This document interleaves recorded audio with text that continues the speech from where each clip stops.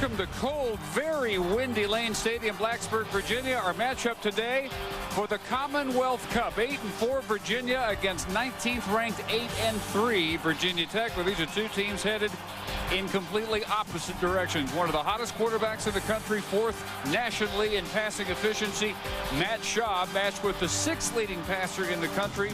That would be Brian Randall, but his team has lost their last 3 games, and with Miami still looming, they're looking at a possible 5-game losing streak to end the regular season. With that in mind, Alex Flanagan a moment ago spoke with the Hokies head coach, Frank Beamer.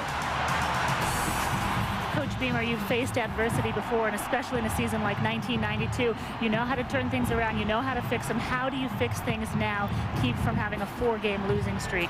Well, you keep doing what you believe in, and not get too high, don't get too low. You know, our players have been playing hard. We just haven't made enough plays against some really good football teams that played us very well to win the last 3 ball games. But this is another day. We need to come out and not only play hard, but play well. You already have a young team. Today you will start 2 defensive tackles that are freshmen. How do you handle that, and what does that do, especially in a game like this, an intense rivalry? Well, it gives them a chance to grow up in a hurry. We do. We're missing our 2 starting defensive tackles. 2 freshmen are starting for us. But they played some, and I think they're going to give us the best they got. All right, Coach Beamer, good luck. Thank you. Dave, back to you.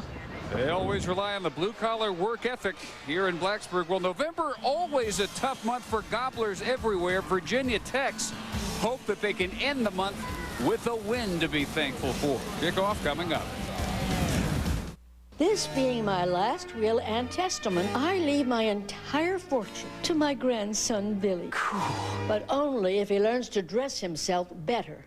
Need a new wardrobe? Burlington Coat Factory has an enormous collection of famous label menswear for less than department store sale prices. Grandma! Sorry, Billy, but it was the only way we could get you to dress nicer. Burlington Coat Factory. It's more than great coats. With all that money you save now, you don't even need my inheritance.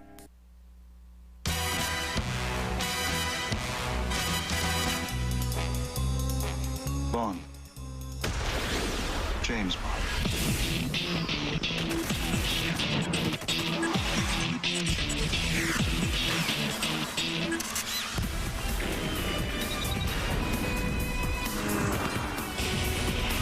.007 Nightfire. Rated T for teen. Challenge everything. ESPN's presentation of college football. Brought to you by Burlington Coat Factory. We're more than great coats.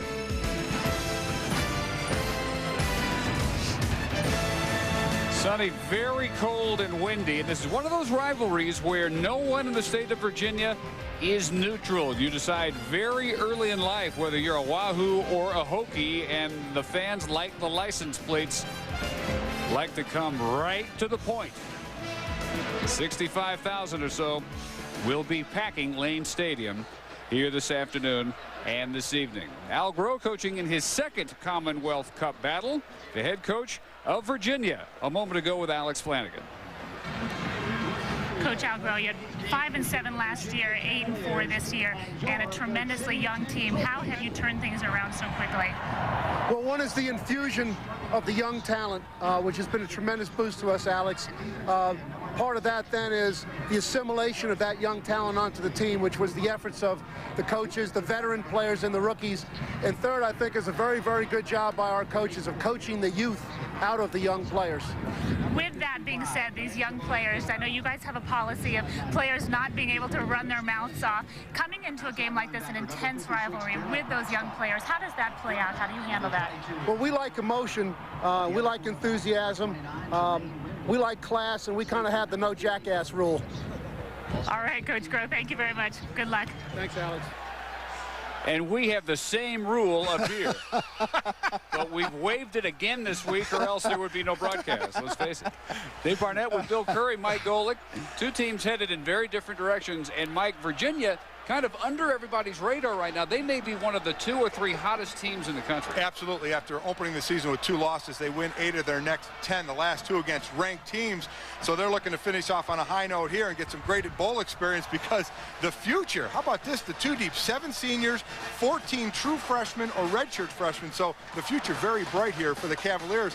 Other side of the coin, Bill, you have a team of Virginia Tech that's in some uncharted waters. Uncharted waters for the last decade. You listen to Frank Beamer talk. They haven't been through this kind of adversity in a long time. And down in the warm-ups, Bud Foster, the fine defensive coordinator, one thing rings through the conversations with these men: confidence. They know they'll get their team back together. The defense has given up 13 big plays in the last 3 games. They only gave up 9 in the first 8 games. So Bud Foster's got his work cut out for him, but he has Vegas Robinson back to play that key linebacker position for him. And look for that defense to improve today, Dave. 84th meeting. Lately, it's been friendly to the visitors, who have taken 7 of the last 10. Virginia Tech with the all-time lead. Virginia, here in Blacksburg, has taken 5 of the last 9. And Beamer on senior day, hoping that his seniors will leave with a happy memory here and outgrow with a very young team. Only 10 seniors on his roster, 44 redshirt and true freshmen, helping Virginia close 2002 with a hurry. And Virginia ready to kick. Virginia Tech winning the toss. The wind will be a very key element today. We're told to expect gusts up to 50 miles an hour, 10 to 20 range for the most part, as we get set to go. Kurt Smith has it teed up, and we're underway in Blacksburg. Wind at his back. Lee Suggs will take a knee. And from there, Brian Randall, sophomore, out of Williamsburg, 6th in the country in pass efficiency. He's been the starter since week 3 and has had some terrific games that have ended badly in this 3-game losing streak. Key late interceptions have been a problem, especially last week against West Virginia. The Best Buy lineups. Lee Suggs playing his last game at Virginia Tech, one of the most heralded players in the history of the program, has his buddy Kevin Jones back, so the untouchables are back intact, full speed. He has that record, 24 straight games with a touchdown. And Randall rolling after play action. First throw of the day is incomplete, intended for his fullback, Doug Eastlick. The offensive front will look this way for the Hokies today. 2 seniors, 2 juniors, a true freshman in Jimmy Martin, who became a starter just in week 8. They've lost their dominance up front in this 3-game losing streak. Virginia's defensive front, Schmidt has a Virginia freshman record for a defensive lineman, 73 tackles. Canty, second team all ACC, despite missing half the season with a broken leg, and leads all ACC defensive linemen with 76 tackles. 3 wides and the gun for Randall, who will roll and keep on the option for a gain of 6 yards. Merrill Robertson made the tackle for Virginia. I'll tell you what, for this linebacking crew, keep an eye on the true freshman, Darrell Blackstock. He leads the nation for freshmen in sacks with 9, 12 tackles behind the line of scrimmage. He's wearing 56 for a reason that we will explain a little later in this telecast. Evans, second team all ACC, the second most tackles ever for a Cav defensive back, and he's making his 43rd career start. Darrell Blackstock, a prize freshman, leads the nation with that 9-sack total in his freshman year. On 3rd down all day for Randall, and his throw is intercepted. Willie Davis returns it to the 20 for Virginia. Here's where the wind may come into play. Virginia Tech going into the wind on this drive. That pass looked like it got caught up in the wind and hung in the air and was a bad overthrow. The wind is really gusting down there. We were down there before the game, and it was blowing very hard. He had all day to throw the ball, to pick out his receiver, and it really looked like that ball hung in the air. Willie Davis, number 40, is a true freshman, Only in his second start at the free safety position. With a name like that, he'd have to be a great player. The great Willie Davis of the Green Bay Packers, being his namesake, got his team off to a great start today. Cavaliers with a great chance to jump up early. And the first pass complete to Billy McMullen, who is first team all ACC for the second time. Matt Schaub is the ACC Offensive Player of the Year and the Player of the Year. Junior out of Westchester, Pennsylvania. Also the Offensive Back of the Week for a near perfect performance against Maryland. The best 5 backs and receivers for Virginia. Heath Miller's a guy you want to keep an eye on with 8 touchdowns this year. That's the most by any tight end in the nation, number 83. Toss sweep, and Wally Lundy carries it down near the first down marker at the 10. Nathaniel Adibi made the tackle. Offensive line, 2 freshmen, 2 sophomores, 1 senior, maybe the tallest in the country. They go 6'4", 6'5", 6'6", 6'7", and 6'8".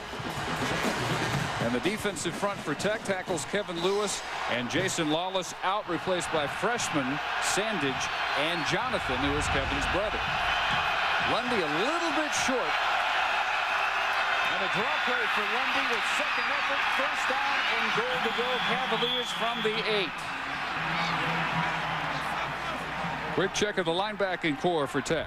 Number 6, Vegas Robinson, out for 3 games, still has 54 tackles, playing in only 8 games so far. He's the leader. He's the guy that keeps this defensive unit up, and they need him right here. And in their secondary, final home game for seniors, Hardee, Pyle, and Whitaker. After the early interception by Willie Davis, first and goal, Virginia. 8-yard line. Lundy with a short side and runs right into D'Angelo Hall at the 4. And let's check in with Chris in the studio. Well, guys, check this out at Bedlam. There's a reason why they call it Bedlam. Oklahoma State jumping on the Sooners. Rashawn Wood's 3rd touchdown reception of the afternoon from Josh Fields. It's 28-6 Pokes. Well, you would think, wow, the Sooners would be laying for them this year. Revenge in mind. Doesn't seem to matter in that series. Oklahoma State's had the upper hand the last 7 games. Second and goal here. Cross sweep Lundy. And not much of a cutback alley to about the 2, where he's hit by Hardee. That revenge stuff don't go nowhere. It doesn't do much good. I'm telling you, it's highly overrated. There's Bud Foster, that defensive coordinator, his defense already under the gun with the turnover early here. Well, he has to be scratching his head. Last 3 games, an average of 245 yards rushed against them after giving up just 40 a game in their first 8 wins. 3rd and goal with the 2. Michael McGrew in motion. Fake the sweep to Lundy. The throw is dropped. And is it a completion and a fumble or an incompletion? No one has signaled anything yet. Well, I tell you what, Willie Pyle, if that was a fumble, continued on with the tackle and put the receiver right back on the ball. You could call that piling on. Well, there you go. Our producer Kim Belton with that clever interpretation. Willie Pyle has been missing tackles of late, and that was key. This is also key. This is a young kicker. This is a very tough angle for a right-footed kicker. Very tough. Connor Hughes, just his 2nd game in this role. He'll try a 20-yarder, and he has got it. So they tried to throw for the touchdown to Jason Snelling. He couldn't hang on. Hughes comes in, and they are able to get some points after the interception by Willie Davis on the first series for Virginia Tech. The Untouchables intact again. Jones and Suggs back to work when we return. Ah, Spider-Man! What's cracking, baby? Woo! Hey! Where you going, Spider-Man?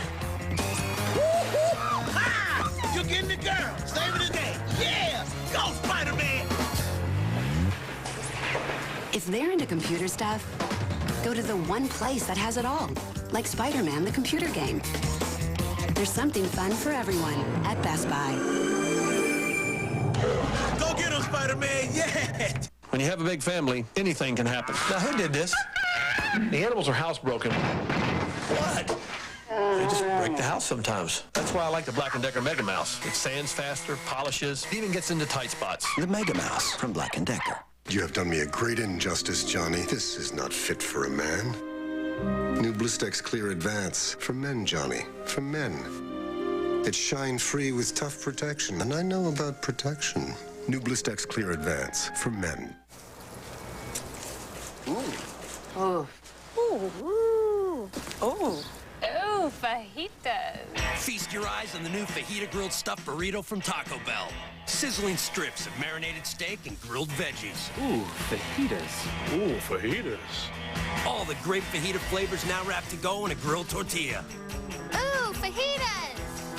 Whoa, fajitas. Ooh, fajitas. Taste the new fajita grilled stuffed burrito and, ooh, think outside the bun.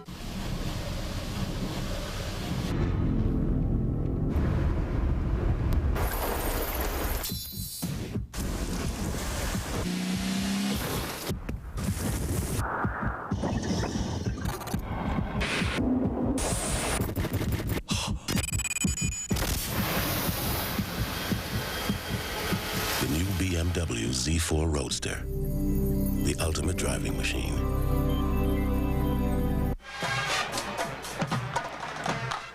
Three 3-0 lead for the Cavaliers after the early interception by Willie Davis.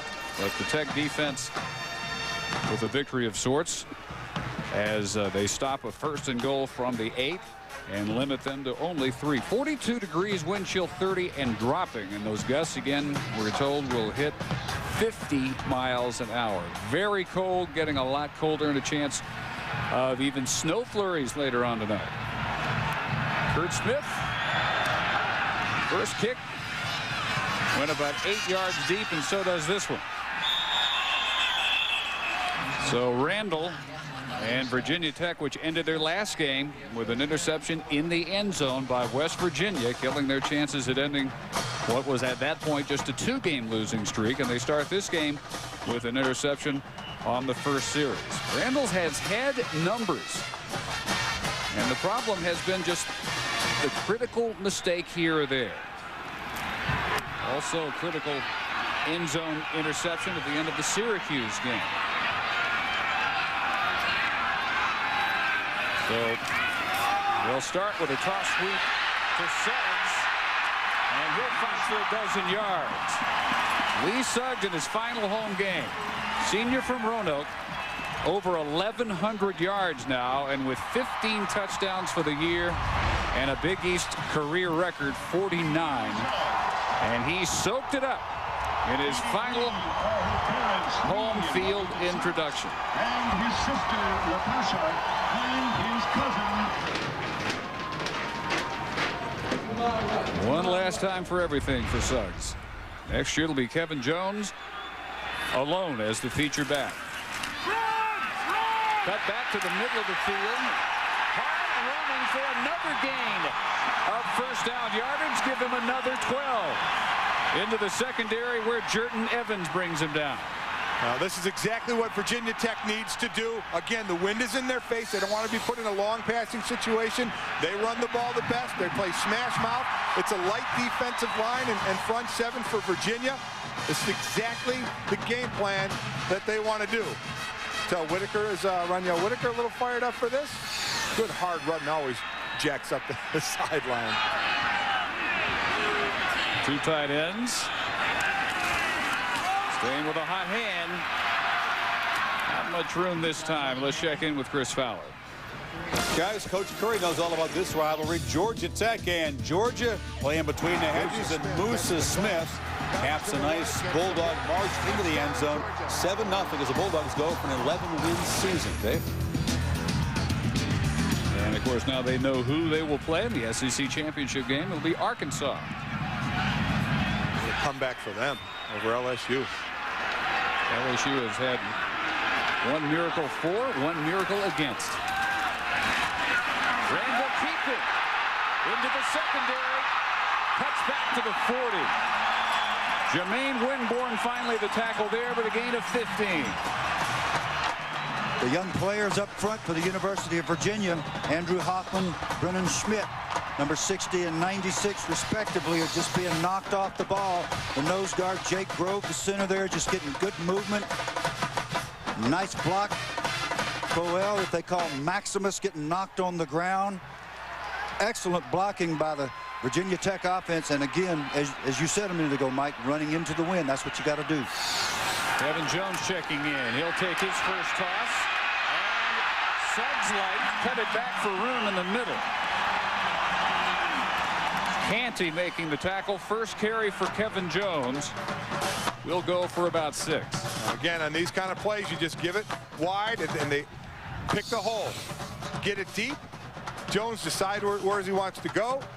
Nice cut. Oh, wow, what a great cut back to the right. Watch him cut back to the left. Oh boy. Rich Bettison gets faked out of his proverbial jock there a little bit. Hamstring check. Kevin pulled it in the first loss in the streak to Pittsburgh about a month ago. Stacked up in the middle. Maybe one. Bettison with the first contact here with a marker down. And Jones, tag team, back out. Suggs back in. Ron Cherry is our referee. And the indication against the Hokies.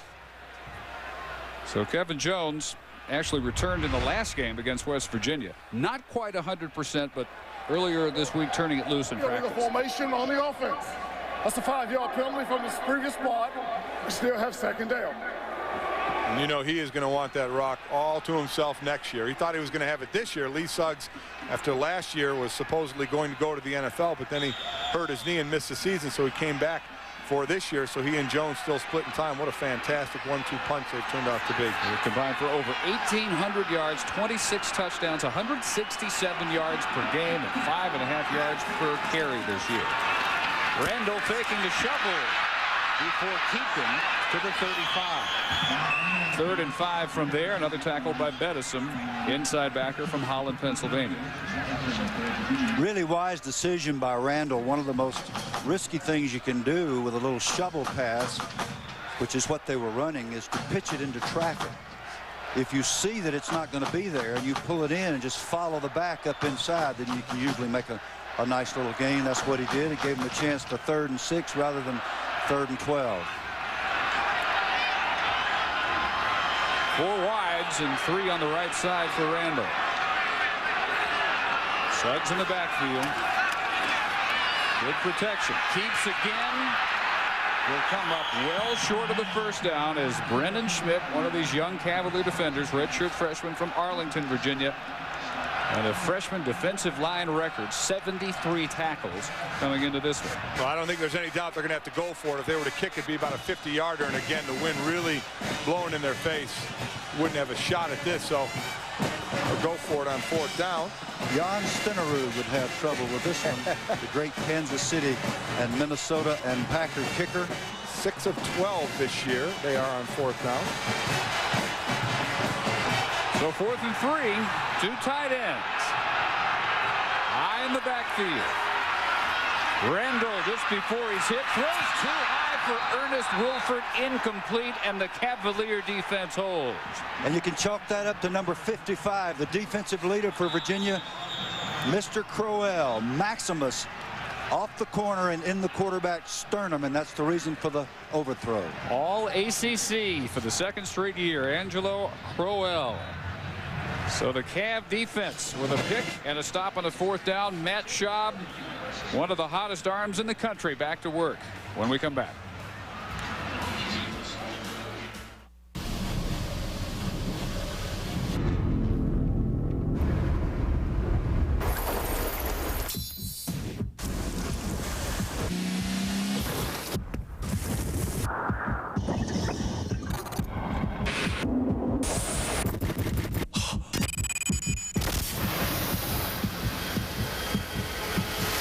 BMW Z4 Roadster, the ultimate driving machine.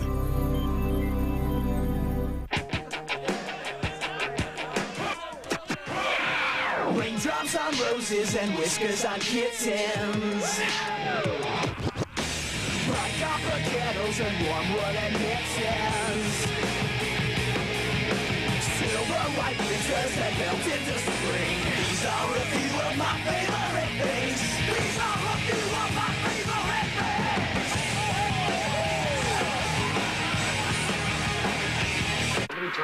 Yo, neat. Where's the dip?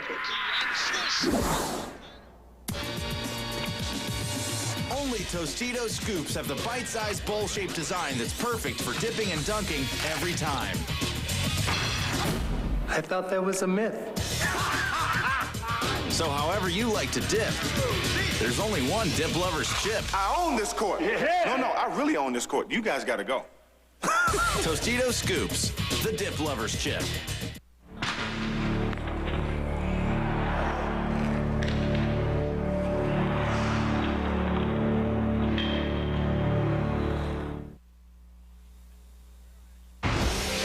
ESPN's presentation of college football, brought to you by the new BMW Z4 Roadster and by Best Buy. For the latest technology, turn on the fun at Best Buy. Yeah, they filled up in a hurry.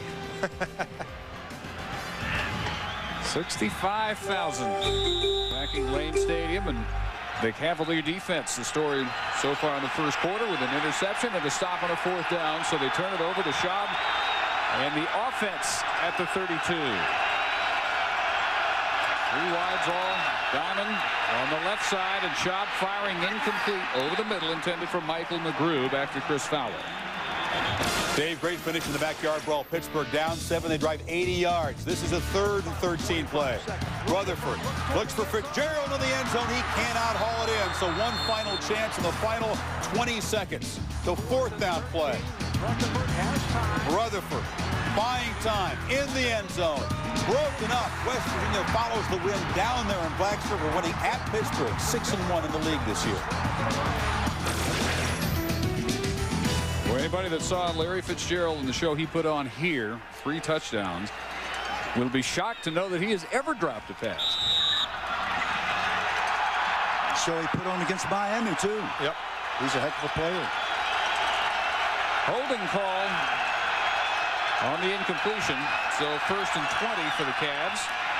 And Lundy one-on-one on the corner against Whitaker, with another marker down right along the sideline where Whitaker guides him out of bounds. I think this is going to be on Lundy. I think for his hand up in the face on the stiff arm. Gee, I've never seen that call before. Yeah, he had it up there a long time. Think maybe he grabbed the face mask? No, it's going to be on Whitaker. Going to be on Whitaker. Boy, I saw Lundy had his hand up there too, and you're right, Bill. It's rarely called on the offense, so take a look at this.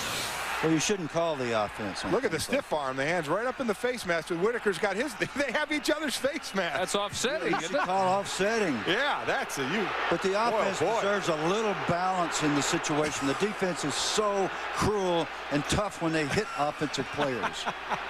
Oh, that's just awful. I know you feel that way, Michael. Dripping with sarcasm. Roniel, I'm with you on that one. I think that should have gone both ways.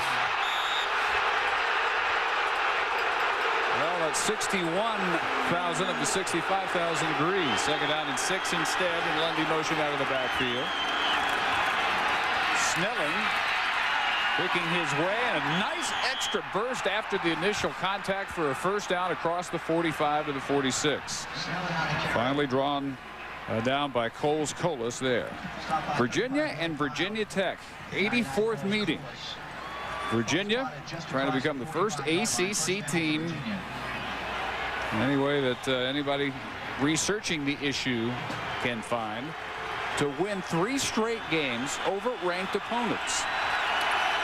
Suggs and Jones for 52. The only points after an interception by Willie Davis. Schaub throwing open through the hands of McMullen, who was one-on-one with D'Angelo Hall. McMullen, 3rd leading pass catcher in ACC history. Over 200 for his career, and usually you expect him to make this catch. That's right. And Matt Schaub, only 86% completions last week against that fine Maryland defense. And one of the main reasons is because McMullen makes circus catches. That would have been a tough catch, but you would expect McMullen to come down with it. Last year led the league in every category.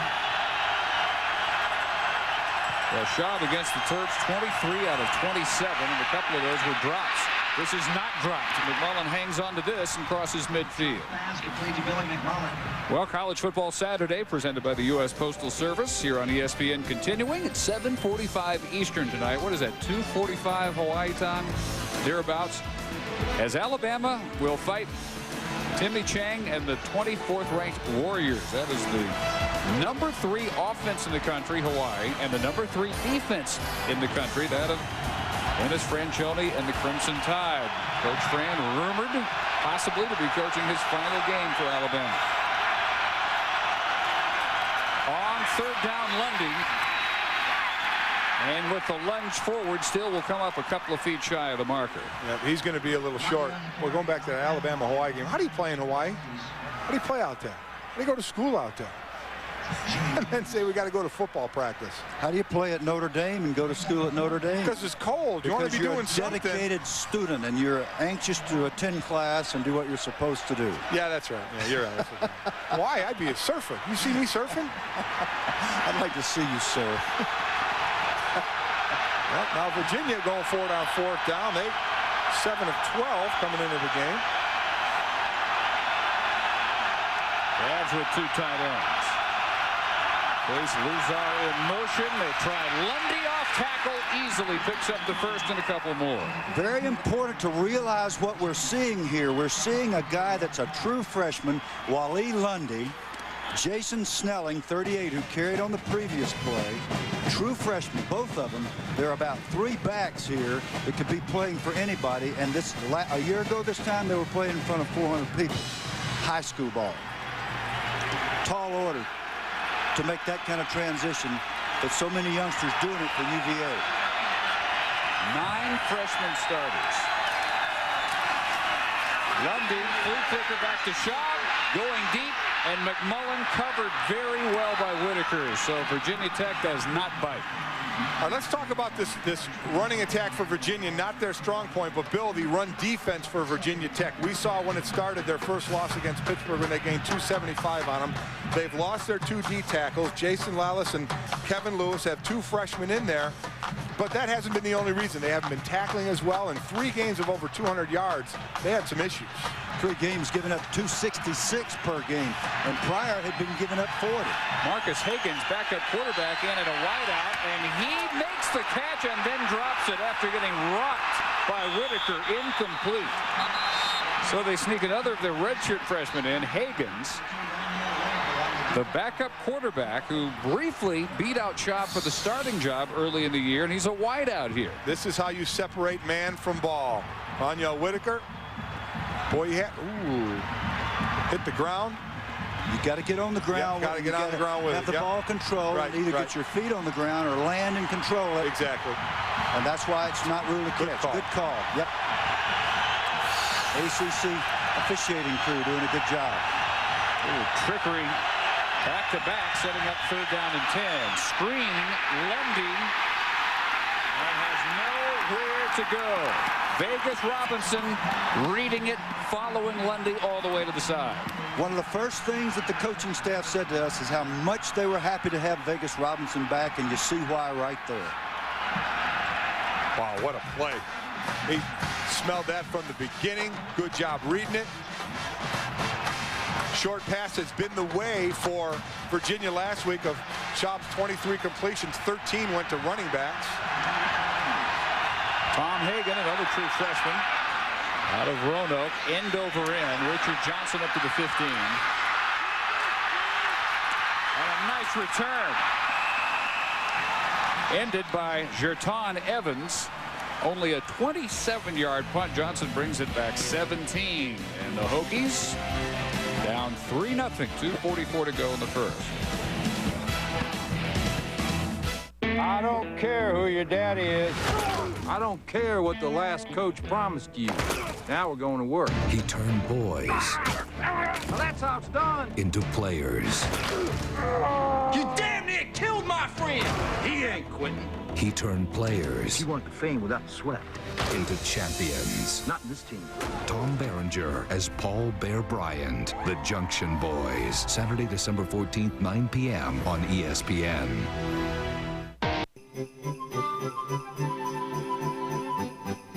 Hi, I'm Bruce Lucia with Kroger. It's that special time of year. A time for friends and family. Of delicious food, warm memories, and good tidings. On behalf of the entire Kroger family and my family, we wish you a safe and happy holiday season.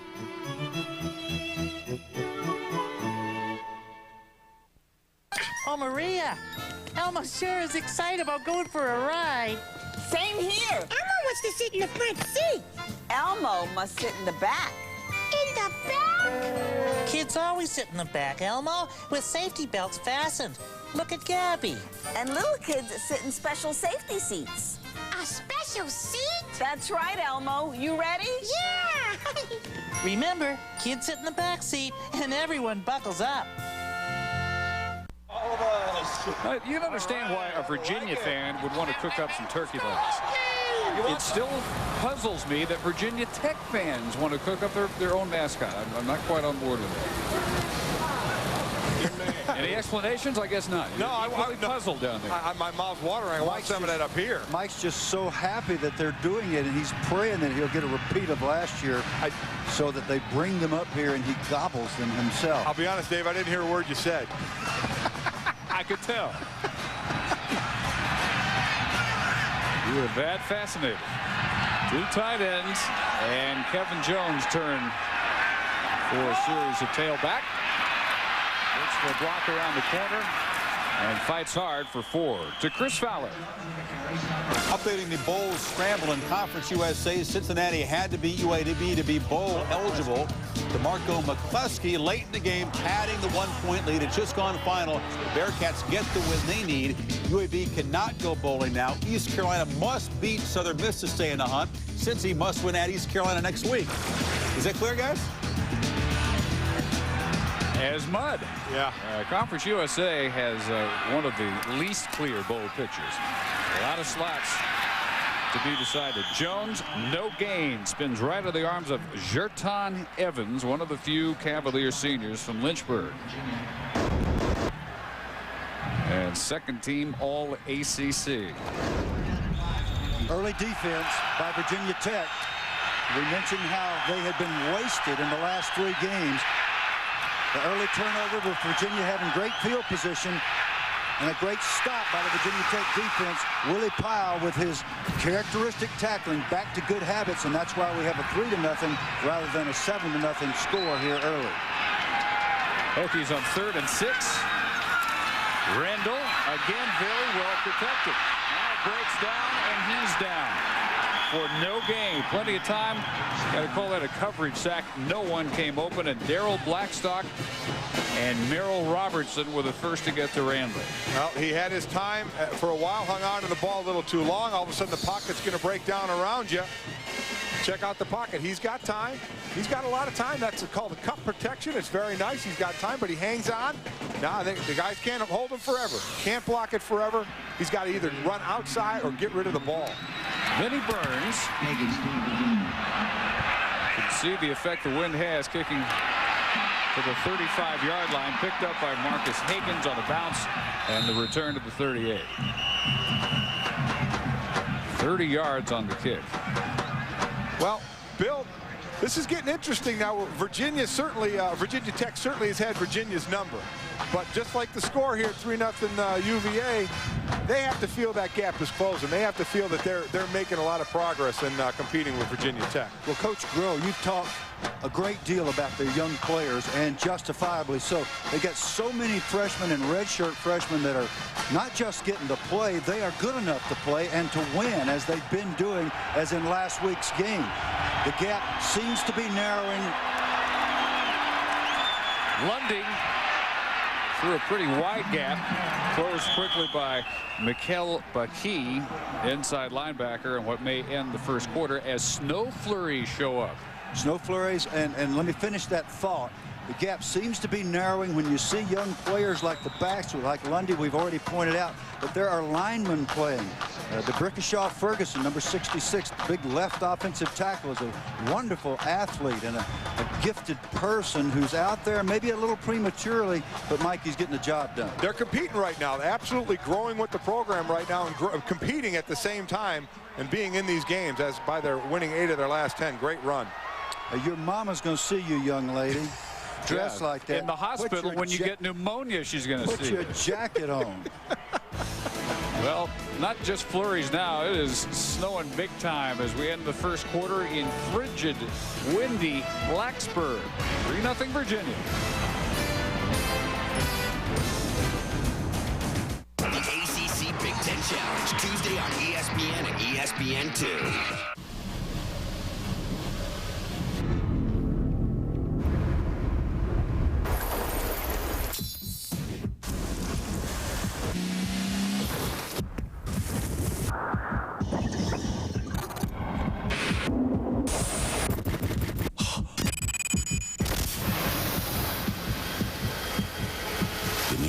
BMW Z4 Roadster, the ultimate driving machine.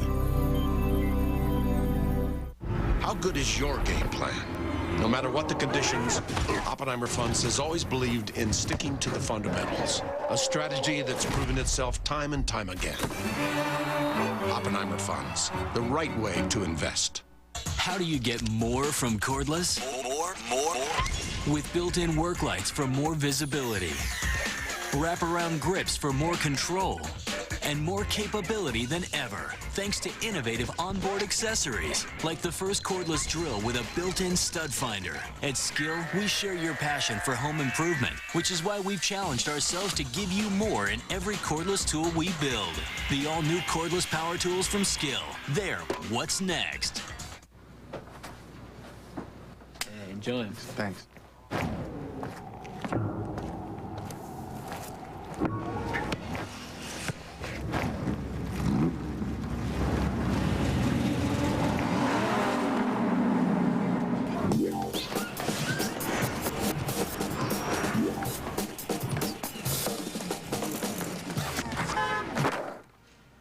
A-Cube technology from Adidas, exclusively at Champ Sports. Oh, my ears! She's terrible! She's great. You're being too easy on her, Hulk. I like things easy, brother. Like 10-10-220. Exactly. I know 10-10-220 is cheap, but it's easy too. Yeah, there's no signing up. You just pick up the phone and dial it. And all calls up to 20 minutes are 99 cents. Easy and cheap. I'll have to try it. Thank you. I told you she was great. You should switch to decaf. Dial 10-10-220. Who are these guys? They're a team. Experienced professionals who work in sync. This team approach is how Oppenheimer Funds delivers solid long-term performance under all conditions. Oppenheimer Funds, the right way to invest. Well, it is Thanksgiving weekend, but here in Blacksburg, Virginia, it feels more like Christmas as the snow begins to fall. But we've been telling you all along about the youth in Virginia's team, the excitement. Take a look at how young this team is. 6 seniors on the team, 11 juniors, 13 sophomores, 6 redshirt freshmen, and 11 true freshmen. Last week, 9 of those freshmen started, and the true freshmen accounted for 42 of last week's 48 points against Maryland, Dave. Alex, as you look at that breakdown, just close your eyes. Tell yourself you're back in Newport Beach, okay? I'm trying. We don't get snow there. Man, is it coming down here all of a sudden. We look off to the left from our box, and there's blue sky, so it may not last for long. But here's third and short, and Shaw will keep, but he won't get it.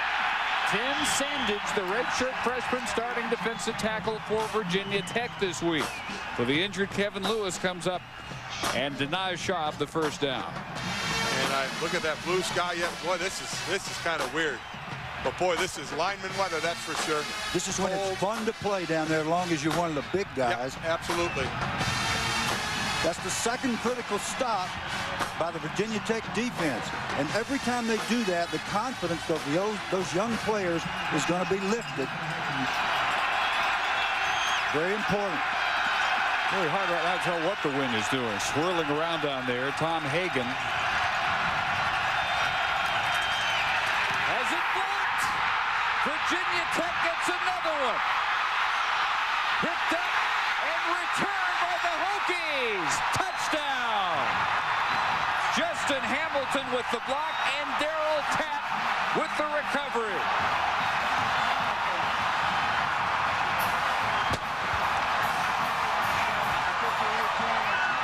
The 7th block kick this year, the 97th block kick in 186 games under Frank Beamer. Justin Hamilton clean right up the middle. You see the crevice that's created there by the stunt. No protector there. It's a blown protection by the Virginia team for the touchdown, and that's Beamer ball, folks. Carter Worley with the extra point, 7-3. Over half their games under Frank Beamer. This happens for Virginia Tech. A block, and more often than not, the block leads directly to points.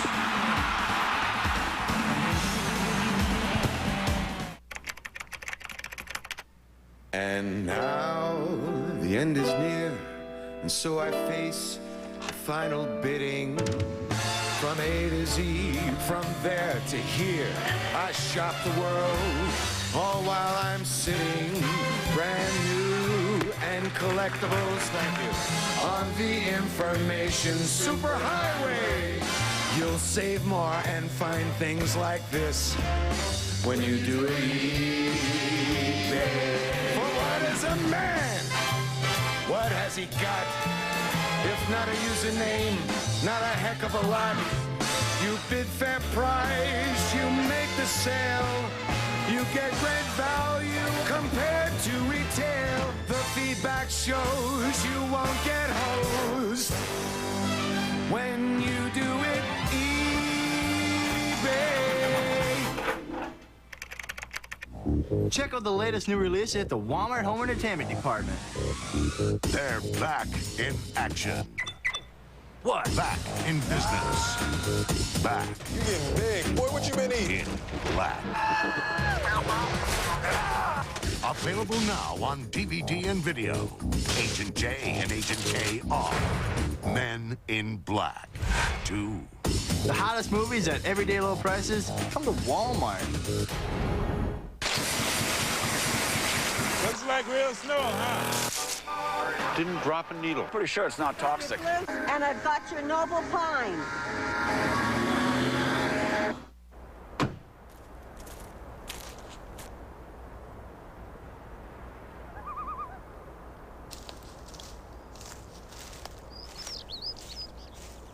The Land Rover Holiday. Begin your journey at your local Land Rover retailer for special leases and financing.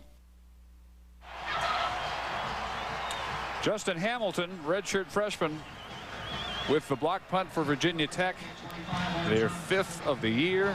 Darryl Tapp with the return, and suddenly 7-3. The pride and joy of Virginia Tech, as the special teams under Frank Beamer are known as here.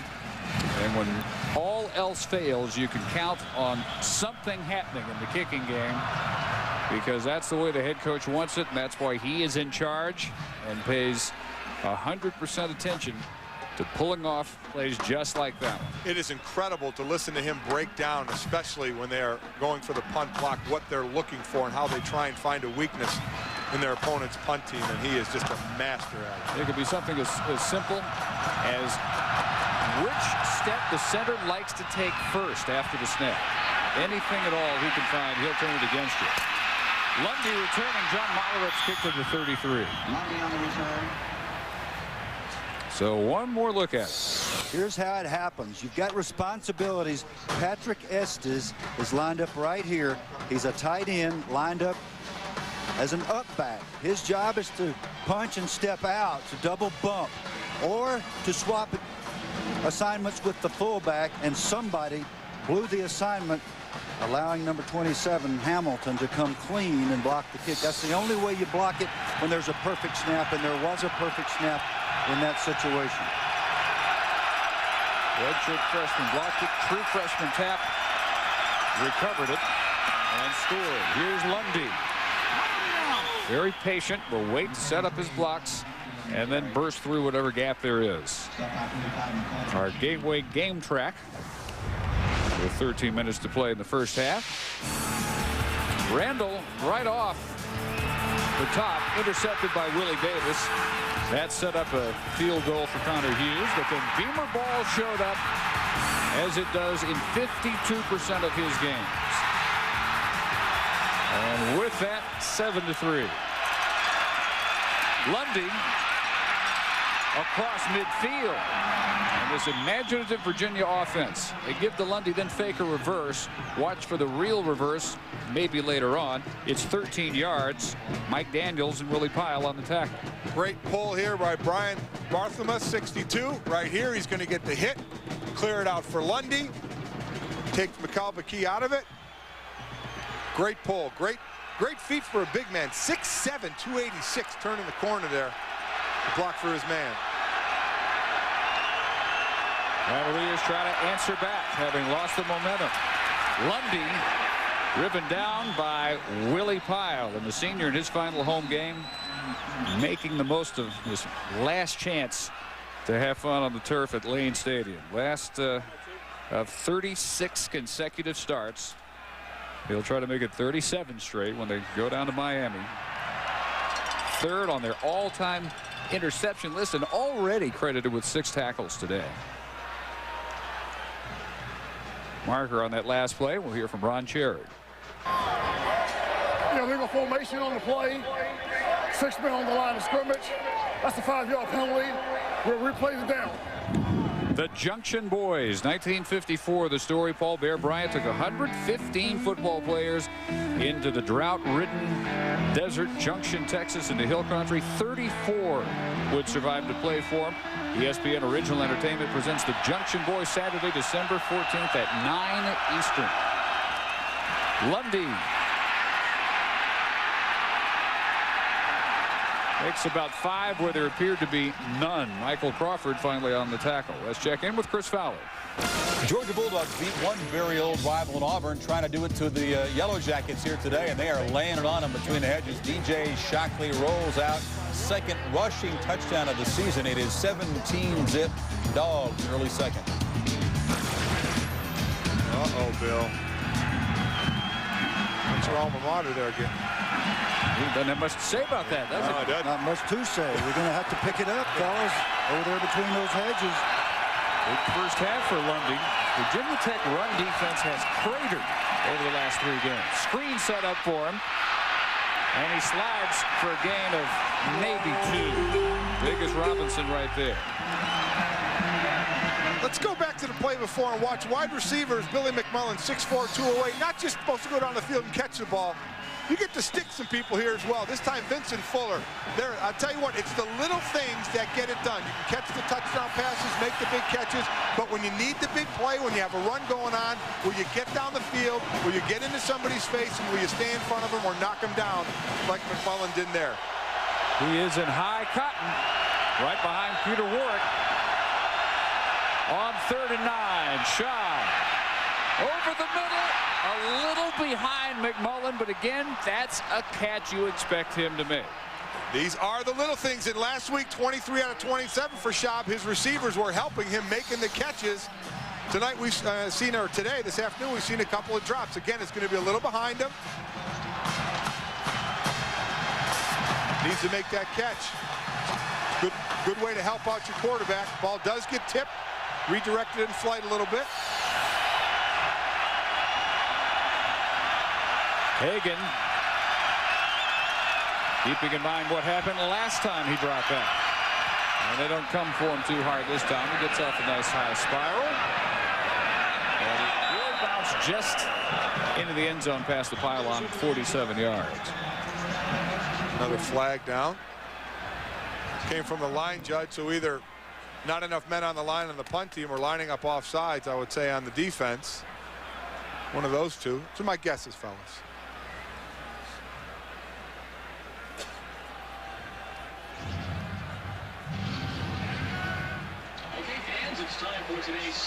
Oh, both. Take your pick. How about that? Gee, you're very perceptive. Well, you know. We have 2 fouls on the play.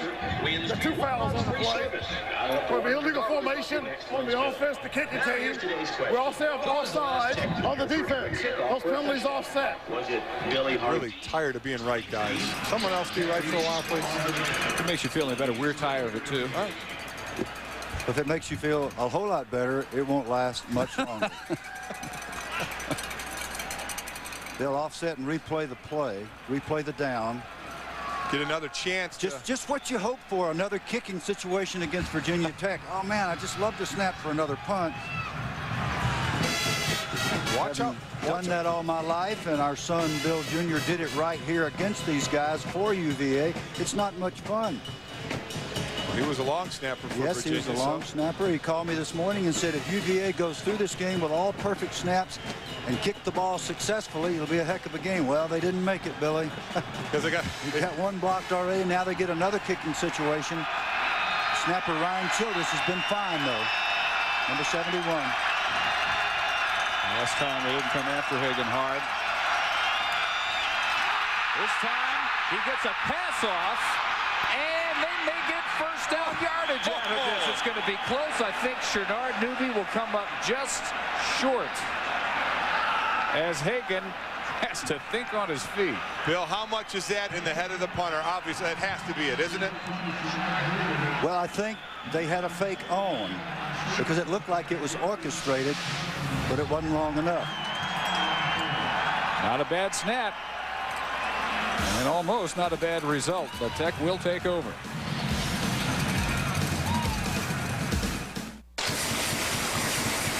Looks like real snow, huh? Didn't drop a needle. Pretty sure it's not toxic. And I've got your noble pine.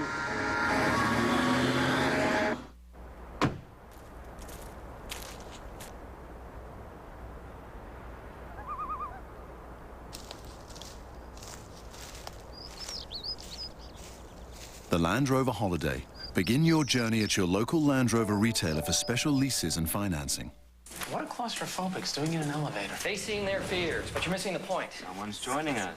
On our way to ship important packages, a small business owner gets on the elevator with them. But instead of panicking, her survival instincts kick in. Stop, drop, and roll? Yeah, that's it. That's what I'd do. Well, she remains calm, knowing FedEx has fast, reliable service with a money-back guarantee, proving there was nothing to fear but fear itself. I'm afraid of heights. This isn't about you. Okay. Stan is getting ready for the holidays. He uses his Discover card because it pays him for the things he buys. So far, he's earned a cashback bonus award of $160. It's money he used to add a few last-minute touches. Discover card. Why not get paid for the things you buy anyway?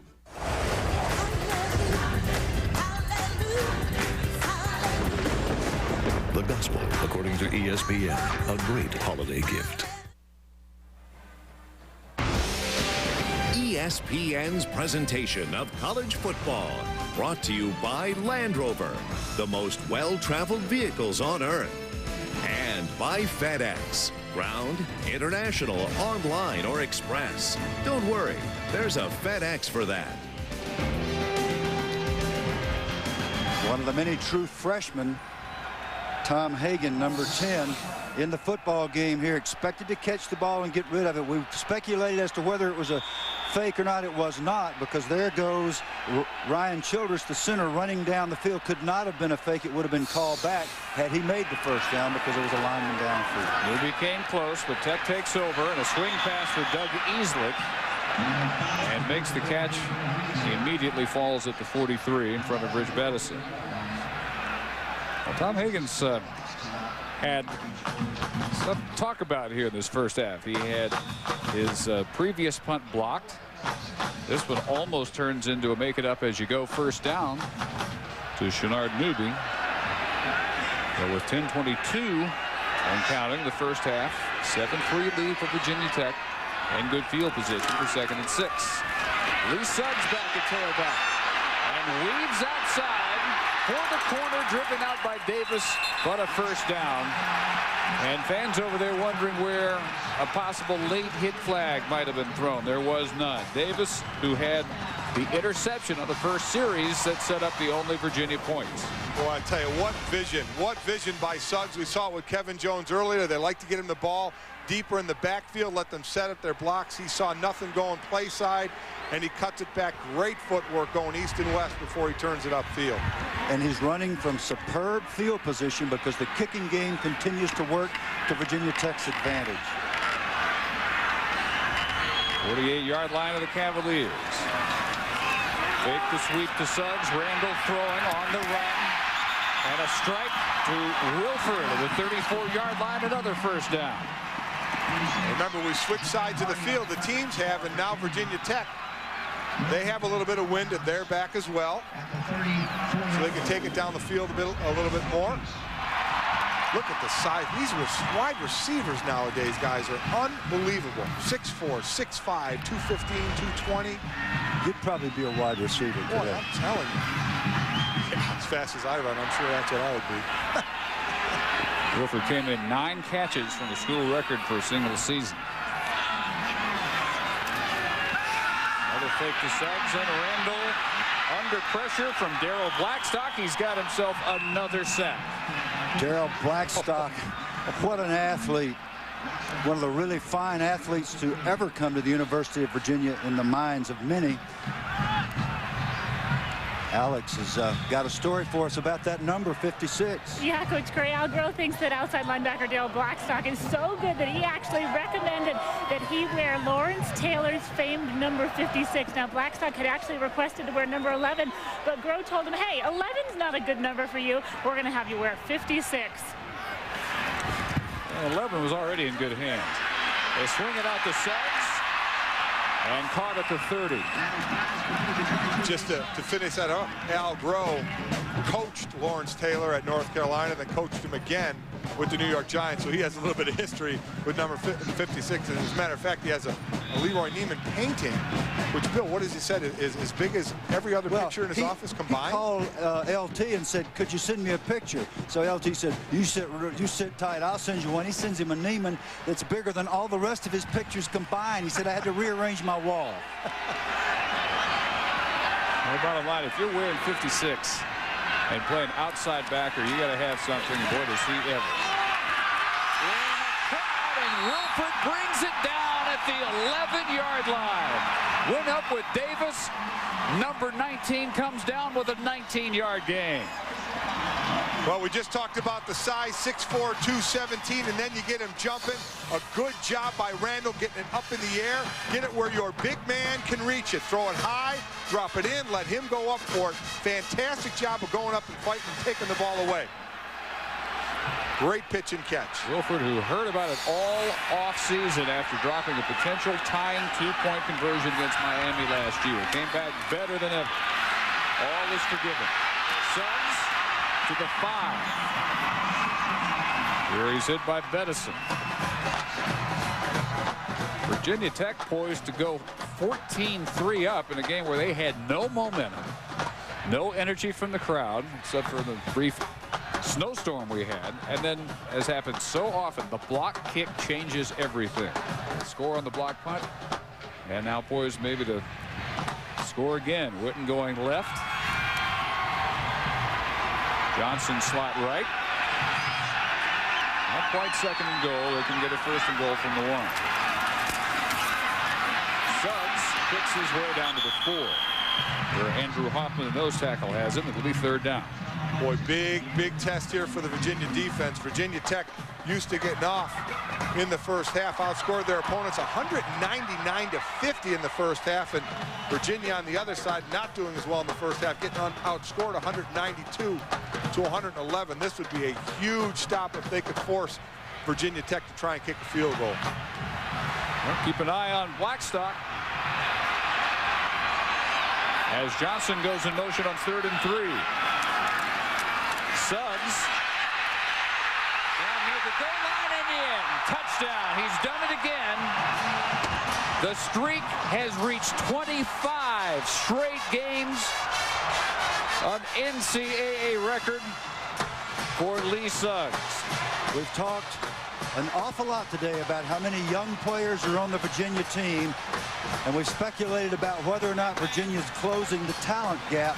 What they have not closed is the experience gap in a big game like this, and they're getting knocked off the ball.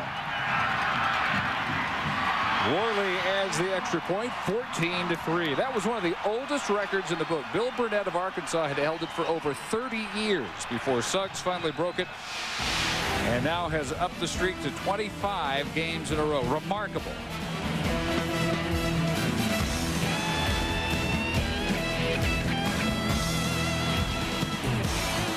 On this Sunday's NFL Countdown, can anyone say Michael Vick? Vick. I think for Mike Vick, the thing that There's an unmistakable buzz surrounding the play of Michael Vick at quarterback. Play by Mike Vick. And the Ricky Williams diet. He eats opposing defenses. Plus more. We're going to stir it up here a little bit. Madden. We'll have crazy turkey all over the place. And previews of Thanksgiving weekend, including the Bucks and Saints. Still hungry for some football? Sunday NFL Countdown, 11 a.m. on ESPN.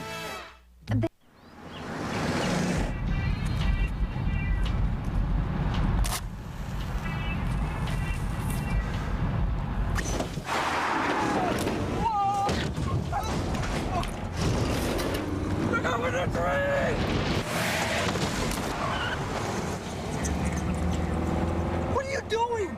You're endangering my life. Just returning the favor.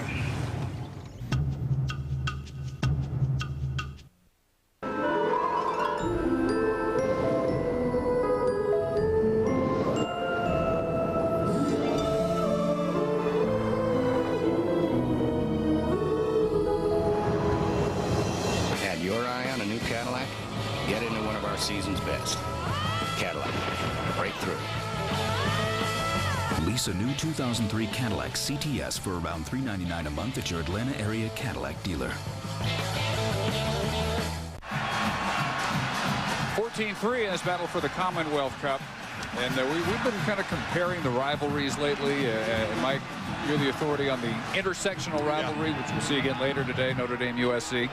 The intrastate rivalry is your specialty. Georgia Tech, Georgia, coached Alabama, Auburn.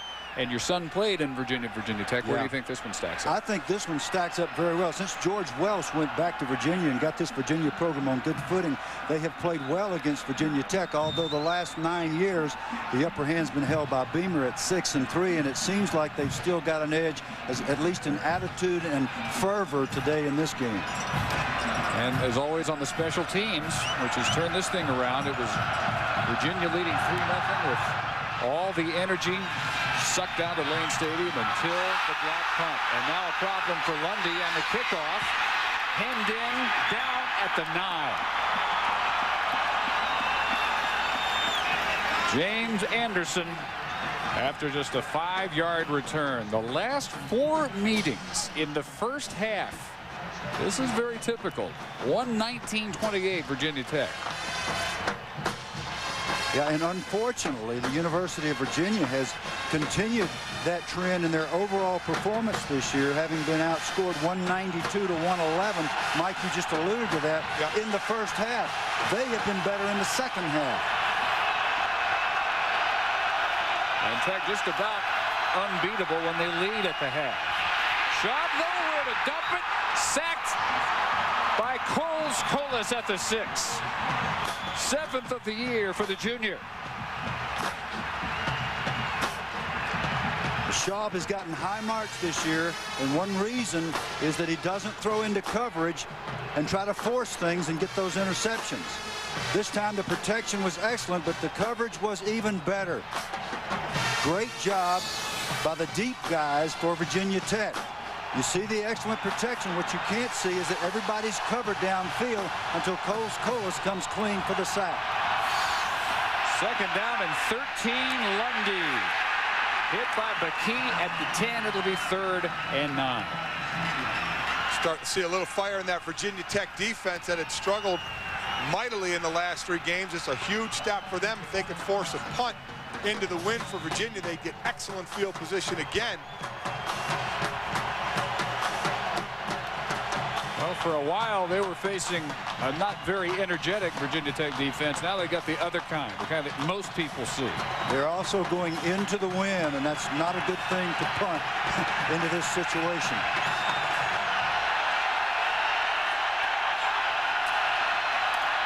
Draw play, and a little room around the left side for Lundy. He'll be close. We'll see where they mark him down. Whitaker had him at the 19, and it may be close enough for a measure. Our first down man over here says he made it. I'm saying first down. Yep. I agree. I think he just got it. I was trying to break it to the outside. I thought, boy, should he just try and get north and south and try and get it? Showed his speed getting to the outside, and I believe he just got there. Yeah, he definitely made it. Billy Hardy came off the other hash. They were in a too-deep coverage, and as soon as the ball went the showed that it was obviously a run, he cut loose, and Lundy just flat out ran him and did get to the corner and probably made this first. Well, if only they could see what we see on that yellow line. They wouldn't need to drag those chains out there. Clearly made it. You think Al Groh is interested in the call? Boy, that was a big first down there. Real big into this win. 7:45 tonight, College Football Saturday, presented by the U.S. Postal Service from the islands, Alabama and number 24, Hawaii.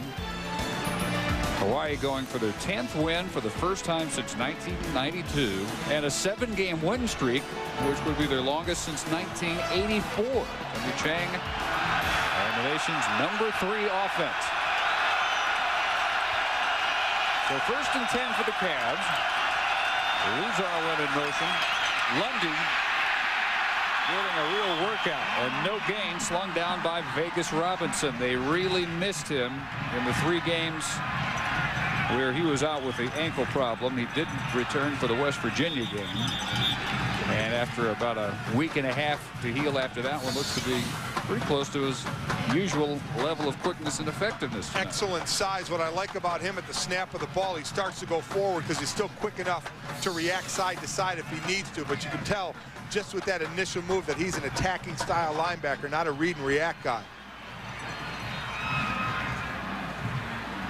He's also 240 pounds. He's the only Virginia Tech linebacker that really sort of fits the prototypical style that you expect from a college linebacker at this level. That's Elton Brown, by the way, Bill, being walked off. He missed a couple games with a stress fracture in his right foot earlier, so they'll hope that's not a recurrence. The foot was really bugging him in warm-up. 2nd and 9. McMullen in motion. And another give to Wally Lundy. Room off the right side, and a first down to the 32 to Chris Fowler. Well, the story just gets more amazing in Stillwater. Watch the Pokes here, already up 28-6 on the Sooners. Lance Mitchell for the Sooners gets a hand on this Josh Fields pass, but tipped into the air, caught by the backup freshman tight end Charlie Johnson. 35-6 Okie State. Are you kidding me? Wow. Well, that is unbelievable. Very few are better in big games than Bob Stoops, but what happens in the littler games? Wow. Boy. Lost to Texas A&M, about to be blown out at Oklahoma State. Schaub, the deep out is too tall for McMullen. And I tell you what, you look at some of the projecting to the bowls, and the thought was Oklahoma was going to be in that Orange Bowl, and I'm sure the Orange Bowl officials right now have their jaws dropped, saying, what happened? Yeah, what else they're doing is they're shuffling through those cards that they carry. They got the names of those teams. Let's see now. Ohio State, they're gone, aren't they? Well, you know, Georgia beating Georgia Tech, going to play for the right to go to the all of a sudden, those Trojans might be looking real good out there in L.A. Hey, they have to beat Notre Dame, my friend. Lundy, right side again with great blocking from the extra tight end over there, the tackle Mullins, and a gain of 16 yards.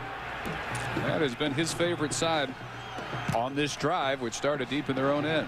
Now, I'll tell you, there's a sinking feeling in this stadium on the half of the Virginia Tech coaches. Beautiful job of pulling once again by Barthelmez. Good gracious, number 62 really is good at that log block, turning up, smoking the linebacker, and Lundy's just ripping these big gainers, and they're coming off the goal line. They started at their 6-yard line into the wind. This is a big-time drive. Lundy over 100 yards now, 17 carries for 104. Not so much luck when he comes left this time, and he runs right into his blocker, D'Brickashaw Ferguson, as well as Coles Colas. Well, we talk about Lundy. We see him running the ball, but he has 49 receptions coming in to the game as well. But he does a nice job running in between the tackles and also breaking it outside when he has to. Same hometown as one Carl Lewis. Is Mr. Lundy. Well, I like this kid a lot. A true freshman and doing it out of the backfield as well. As I said, 49 receptions. Most running backs in the ACC by a freshman. And with that loss, back under 100 yards now. 2nd and 16, Schaub, a floater, and he does not have his usual authority on these passes in this first half. No, and what happens in weather like this is extremely cold, dry weather. Even though we've had this little spitting, it's not rainy, the ball's not wet, but the texture of the football changes, and he's allowed it to affect his passing. The wind has affected his passing. He is not the same guy that has become the MVP for offense in the Atlantic Coast Conference, and he's going to have to get his accuracy back for them to have a chance. He's just 5 of 11 for 12 yards. In trouble again. Fumbles it out of bounds. Colas had him again.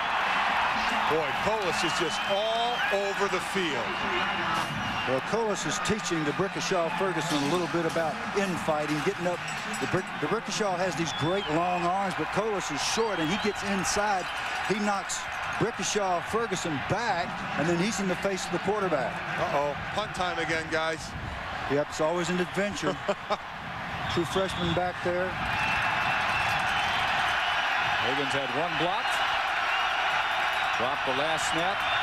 Threw almost enough for a first down. And a shank this time off his instep will be marked out of bounds. Mercy at the 41-yard line. A 15-yarder. So his adventures continue. Not very many have been pleasant. 14-3 Tech. Thanks. Enjoy, man.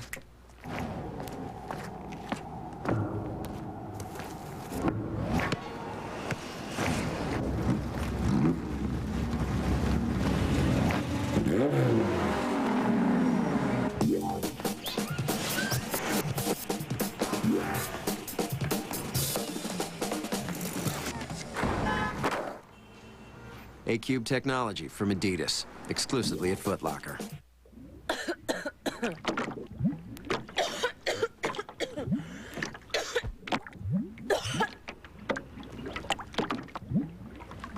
Cough keeping everyone up?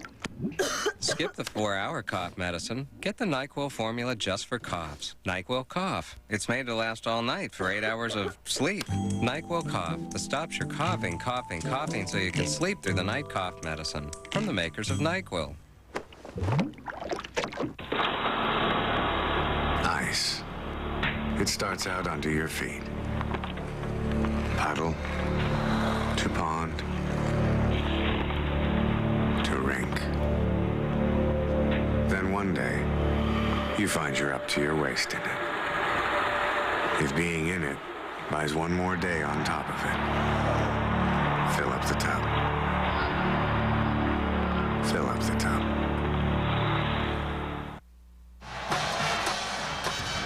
Well, what else could happen for Tom Hagen?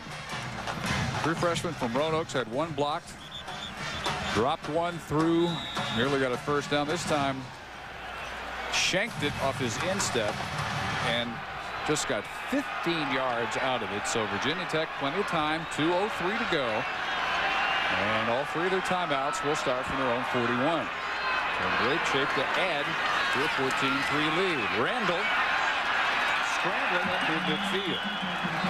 And Chris Fowler, what do you and the fellas have for us coming up at the half? Well, we got the highlights of the amazing story unfolding in the Bedlam series down in Stillwater with Oklahoma way behind. A backyard brawl that went down to the final seconds in Pittsburgh, plus one AA playoff scores. Lee and Kirk will join me coming up at the half. Dave? There were bumper stickers spotted in Oklahoma this week that said Les Miles 1-0 against Bob Stoops. Have to go 2-0. Short toss turns into a big gainer for Johnson. Down to the 10-yard line. 39 yards, catch and run, mostly run for Richard Johnson. And a missed tackle. That's going to happen. You're out there one-on-one. You've got to make the tackle. See who comes up. Number 40, Willie Davis, head down, making a lunge, breakdown. Just break down, be in position to make the tackle. He's not. He makes a dive, and there you go. Yards after the catch. Not quite first and goal. Johnson reached the 11. Unfortunately for the University of Virginia, they're playing true to form. Their first half capacity to get so far behind, they're going to have to buckle up here. 1:07 still to go.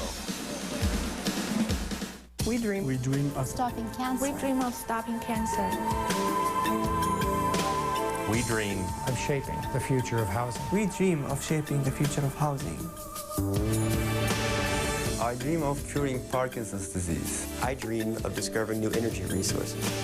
I dream of ending world hunger. We dream. I dream. We dream. I dream. We dream. We dream.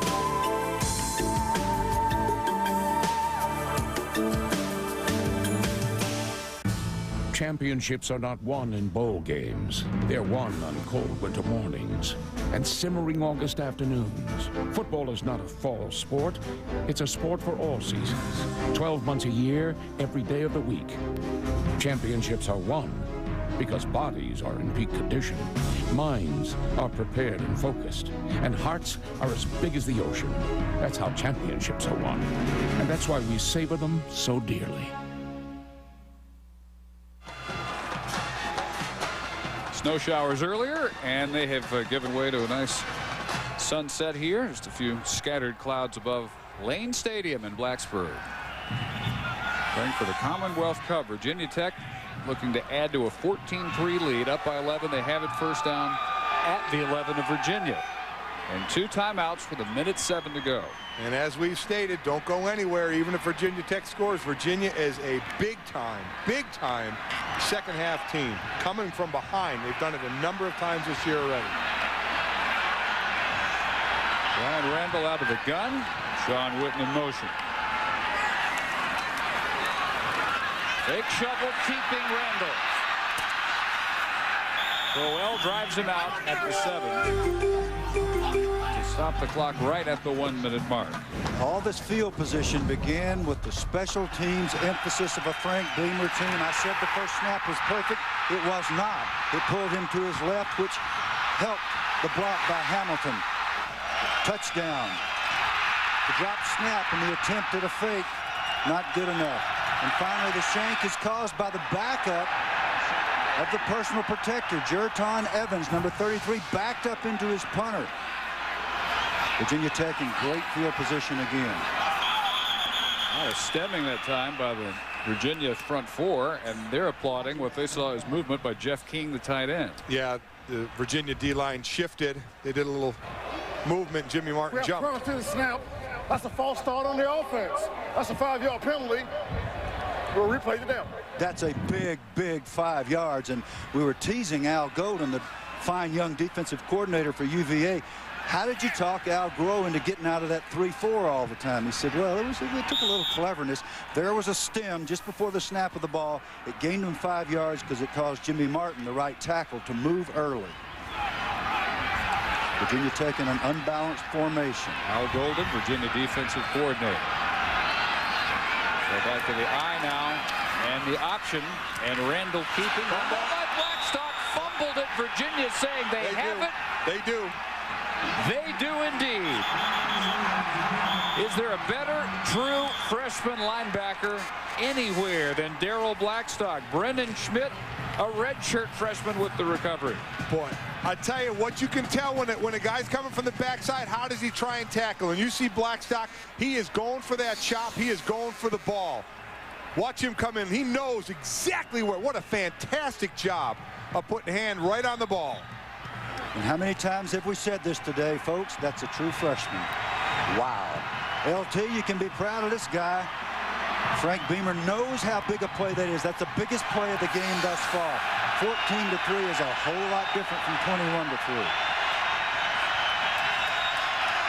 You'd figured they'd stay conservative on their own 10 and under a minute to go. Draw play for Wally Lundy. Should get him back over 100 yards. He was at 104, lost 6. I would figure, give him 1. Excuse me, Dave. I would figure that Beamer would be using his timeouts here to try to get one more shot at blocking a punt. Now again, Virginia's trailed or been tied 7 times at the half this year and have 5 wins. So they bring it back in the second half. So they're certainly used to being down. They were down 21-0 at the half at North Carolina and came back to win with 37 unanswered points. The 5th win I just mentioned was tied at halftime, 4 after they were losing. Lundy again. Willie Pyle is he's really smoking them today. I mean, he is going to make up for whatever has happened the last 3 weeks. Guys, give you one more number about leading at the half. Frank Beamer, when his teams have led at the half over the last 10 seasons, they are 75-7. Pretty close to a sure thing, but Al Groh has one of the hottest teams in the country, though they're down at the moment 14-3. We send it back to Chris Fowler. All right, Dave, thank you. Kirk Herbstreit alongside. Lee Corso. Now the pencil's here. Paging Mr. Corso. Hey, in the first half, Virginia Tech, those special teams turning things around, the first touchdown. How many times have we seen this happen? Momentum changing with the special teams. Okay. Oh, I just had to take care of that right quick. Special teams, defense, that's what Virginia Tech is all about. They've always been able to do that. But you know what? That's been missing the last 3 games. How about Willie Pyle? Where has he been? He's stepping up, making plays to stop Virginia from running the football. If the Cavaliers are going to win the second half, Schaub has got to be able to get McMullen more involved in the passing game. Virginia Tech's playing too well against the run. There was some malice involved in that. I'm honored to be sitting with We'll see if we can get him back. We'll have some scores and highlights. Oklahoma has scored to tighten up that Bedlam game just a bit. West Virginia Pitt was a terrific game. Update all the scores and highlights next at halftime.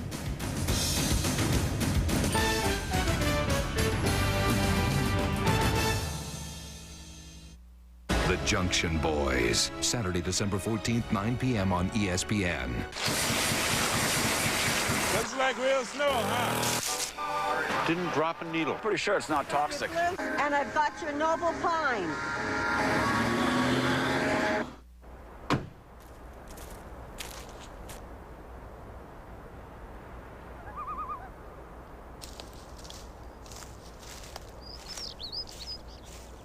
The Land Rover Holiday. Begin your journey at your local Land Rover retailer for special leases and financing.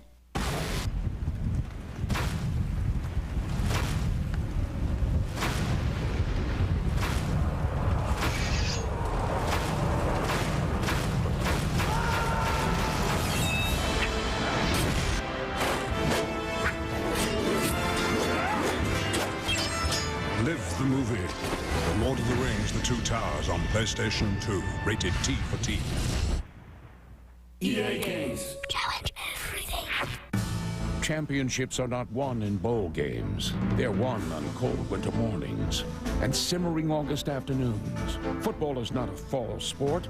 It's a sport for all seasons. 12 months a year, every day of the week. Championships are won because bodies are in peak condition, minds are prepared and focused, and hearts are as big as the ocean. That's how championships are won, and that's why we savor them so dearly. We're gonna make you feel good, really good, at Sonny's Feel Good Barbecue. We get it right, and it tastes so nice. At Sonny's Feel Good Barbecue. Make yourself at home, come on and stay for a while. Taste all the things that make you smile.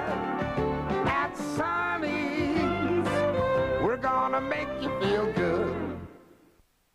Right now at Leather Creations, we're offering our best savings of the year on our most popular and luxurious leathers. Now through Sunday, all grades of our in-stock leathers are available at one low price. You can choose from over 40 colors, and even our most expensive Picasso leather will be on sale at our starting grade prices.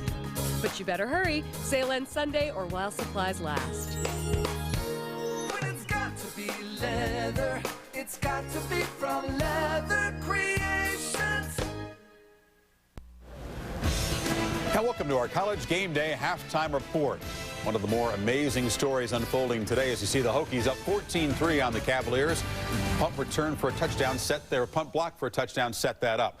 Oklahoma and Oklahoma State. A couple of years ago, Stillwater, the Sooners' national title run almost spoiled at the last minute by the Cowboys. Then, of course, last year, they go to Norman and knock off the Sooners, who were number 3 in the BCS at the time. Number 3 in the BCS is where Oklahoma sits right now. We know they're playing Colorado next week for the conference title. But Stoops' team still talked about the motivation to pay back the folks.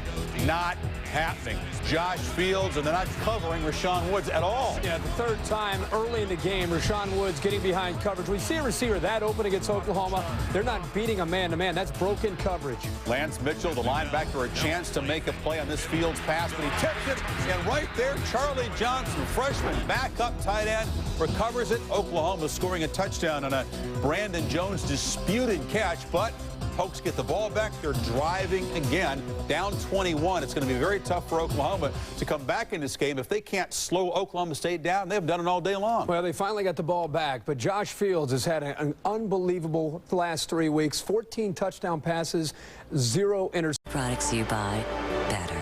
BASF. 14-3, Virginia Tech. As we begin the third quarter, Virginia Tech will get the ball. Coming in, trying to end a 3-game losing streak. It's been 10 years since they've lost as many as 4 in a row. They are mindful of how they're going to finish their regular season down in the Orange Bowl against Miami. Al Groh, mindful of the fact that his team had smoked 2 ranked teams in a row coming in. NC State and especially Maryland last week, 48-13. They've looked nothing like that team, especially on offense this afternoon. For whatever reason, they're a huge second-half team, so let's see if that holds true to form. If that's the case, we're going to have a barn burner here. They are a terrific second-half team, but Frank Beamer's teams, if they lead at the half, what is it, 75-7? A lot to a little, I think it was. Yeah. Tough to catch them. Tough to catch them. Last 10 years. We saw it happen, though. Pitt did it right here in the fourth quarter, down 14. Kurt Smith, again, enjoys that wind at his back. So Virginia Tech struggling early, down 3-0, and as happens so often, and this is why Frank Beamer spent so much time on the special teams, they have turned this game around for him. Beamer ball, the block punt, the drop snap, all that is incorporated into the way they think on special teams here. They call it their pride and joy. A poor snap, pulls to the left. Justin Hamilton blocks it. Darrell Tapp picks it up. Touchdown, Virginia Tech. Beamer ball. The drop snap. Tom Hagen, the true freshman, getting a rude awakening and a rude welcome to big-time college football. And that's how you get beat here in this stadium if you can't pull it together. Randall, first series had 1 intercepted, and that one came pretty close. He's 5 out of 9 for 85 yards. Virginia, we've hammered over and over again, Mike, how young they are, but they haven't played young until tonight, and for most of that first half they looked like a bunch of freshmen. Yeah, they did, but a couple of those young guys certainly are stepping up. Wally Lundy, 100 yards already tonight on 20 carries. He is showing he has a bright future here, and Virginia certainly needs some help on the offense. And then on the defense, Darrell Blackstock has a sack, has a caused fumble. These guys are really stepping up for youngsters and looking for, like I said, help from their teammates. Lee Suggs, who has one of the 2 Hokie touchdowns, reaches the 27, hit there by Evans and Crowell. Our Gateway game track through 1 half. Same old story. Over half their games under Beamer, they do that blocky kick. And usually get points out of it. Suggs' streak now 25 straight games with a touchdown in his final performance here at Lane Stadium. And the injured lineman is Chris Canty, sophomore from Charlotte, who made a second-team All-ACC last week. Boy, we saw him before the game, Bill. What a specimen, what an athlete he is out there, and he looks like he's in a little bit of pain right now. Yes, he is. He had a broken leg in the spring, kept him out until week 6, still made second-team All-Conference, and as they check on him, we'll take a break here in Blacksburg.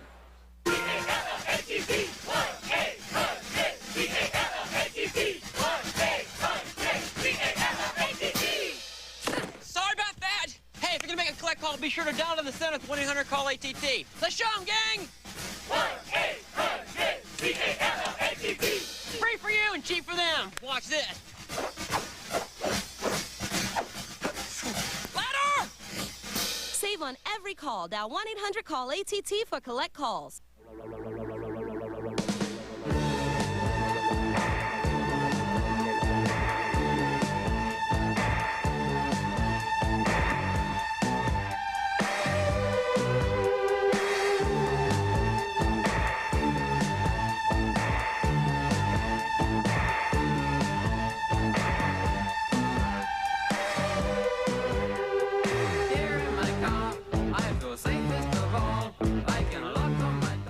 Driving down the road, I spot a dead emu. Having just lost my girlfriend, I decided Mike looked nice mounted in my pool room. However, it quickly becomes apparent that he's not dead. Not at all. I was a touch worried. Until I awoke in a pool hall frequented by a local sorority. And I ask you, was this coincidence or part of something bigger?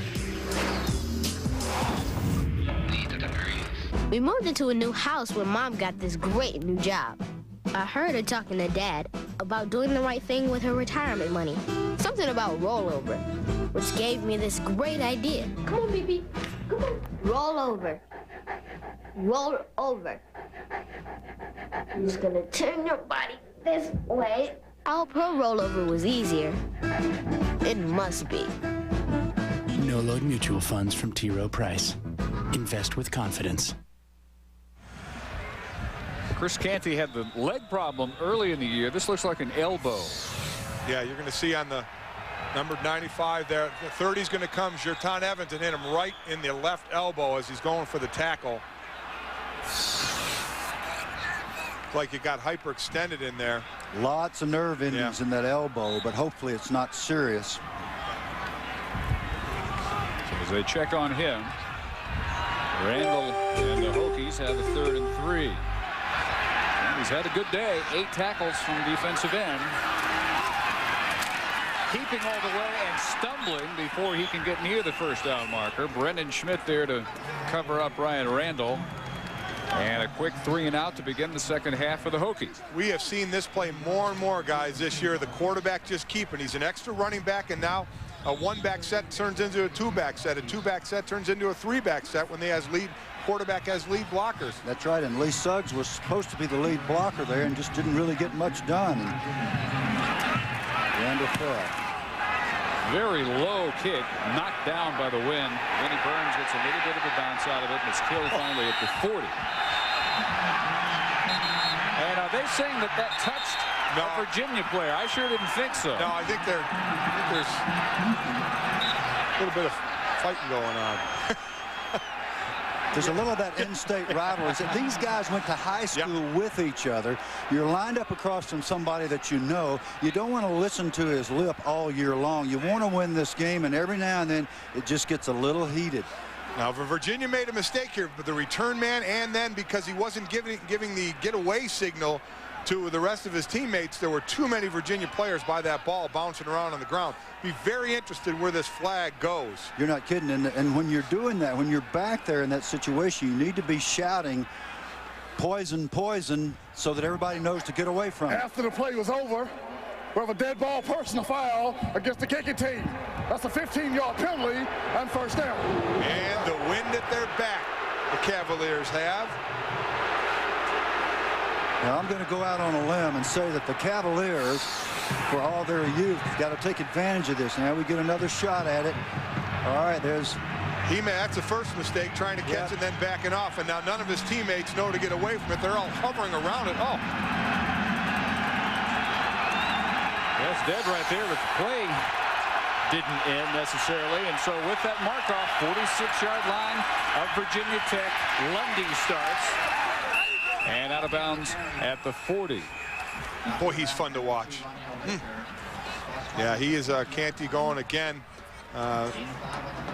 Jerton Evans, his own player, came in and hit him right as Canty was reaching for the ball, caught him right in the back of the elbow. That's a shame. They're going to miss him. Canty was having a nice game. Yeah, he had 8 tackles. Moves real well. Another one of those youngsters. Backup quarterback Marcus Higgins again in at a wideout. And he was the intended receiver here. The ball bounces. Another poor throw by Shaw, but incomplete. Let's check in with Chris Fowler. Fellas, you can debate the wisdom of playing Byron Leftwich on one leg, but you cannot dispute his heart. Against Ball State, on one leg, he's 18 of 21, over 200 yards and 2 touchdowns in a quarter and a half.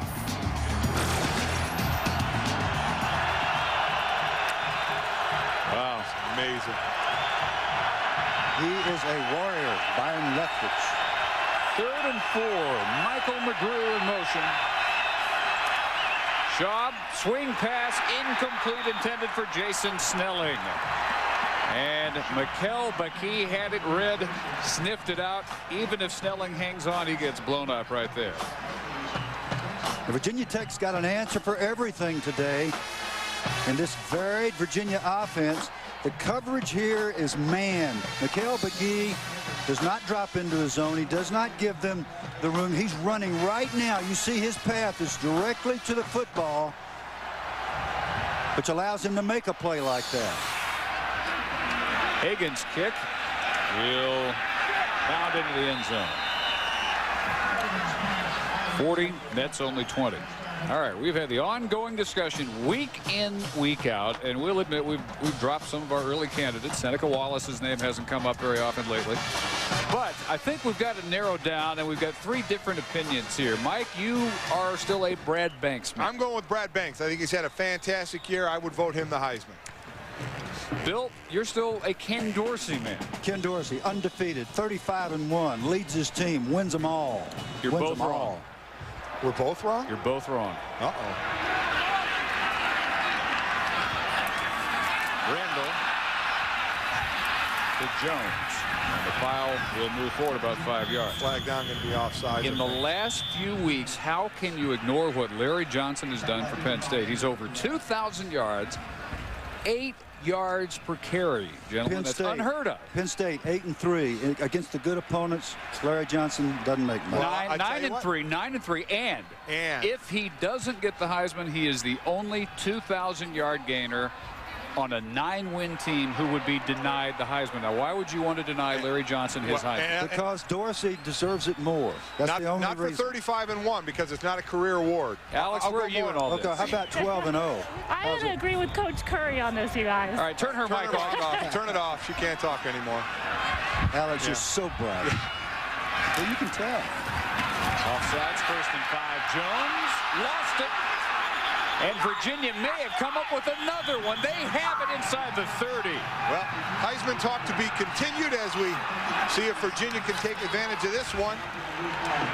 And they have been fantastic this year. Coming into this game, they've recovered 20 fumbles. That's 2nd in the NCAA.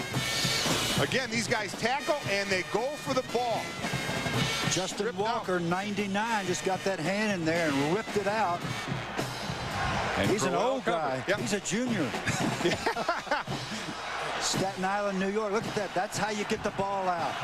Kevin Jones hadn't been playing much, not as conscious of ball security. Angelo Crowell recovers at the 29-yard line, and at some point the Cavaliers have got to get some points out of these opportunities. Lundy turns back into the pile and will do well to get a couple of feet out of this one. He was right at 100 yards at halftime. And our weekend of football continues with the ABC's coverage tonight, beginning at 8 Eastern of either number 7 Notre Dame, number 6 USC, or Florida State. ABC Sports, the class of college football. And I gotta admit, it's pretty nice to see Notre Dame USC mean something. Exactly right. Lundy with some room. And sets up a 3rd and 1 from the 20. And talking about that, and USC, Carson Palmer has jumped up in the, as far as the next level is concerned. He and Leftwich and Ragone are probably the top 3 quarterbacks coming out. You see the turnovers here hurting Virginia Tech, the interception. There's Blackstock with the fumble. 21st fumble recovered. And here's number 22. Boy, they do a great job of pulling the ball out. Plus 14 in the wins, plus 3 today, but down by 11. Whistles and flags as Schaub gets the snap. It's going to go on the offense, too. Brad Butler moved early, and even though the defense moved, they did not move into the neutral zone. One of those young took the tackles. snap. False start on the offense. That's a 5-yard penalty.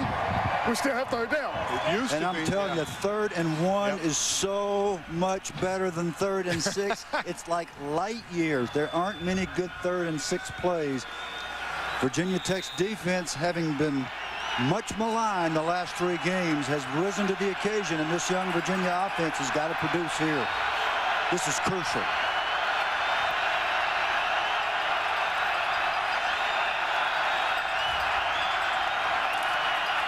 Draw play Lundy. Lots of room. Cuts it back. First down inside the 15. That's some of the best blocking we've seen from the Cavs up front all night. 11 yards. And what a wonderful call by Bill Musgrave, the offensive coordinator for Virginia. Schaub struggling throwing the ball. Beautiful blocking up front. And good lead blocking by Case Luzar, the fullback, with the unusual fullback number of 86. Nice job. The guys up front, the big guys, got movement. Virginia Tech could get that little sinking feeling of giving up too many 3rd downs with running game plays. Very first down. He's off on the walk-on tight end. That's why he's 86. And Lundy bunched up. Good first by Bakee. Down to Alex. Hey, you guys, just talking about Matt Schaub at the half. Al Groh, I asked him, is the wind and the cold weather, which is considerable down here, affecting his accuracy and affecting the way he's playing? He said, no, it's not. He is just not executing, and that's what we need to do in the passing game, is execute properly, Dave. They are still looking at 12 passing yards. 5 of 13 for 12 yards from the number 4 passer in the country. Briefly lost his job after struggling early and won it back and has been one of the best in the country ever since. Heath Miller, a touchdown machine at tight end, has his 9th of the year.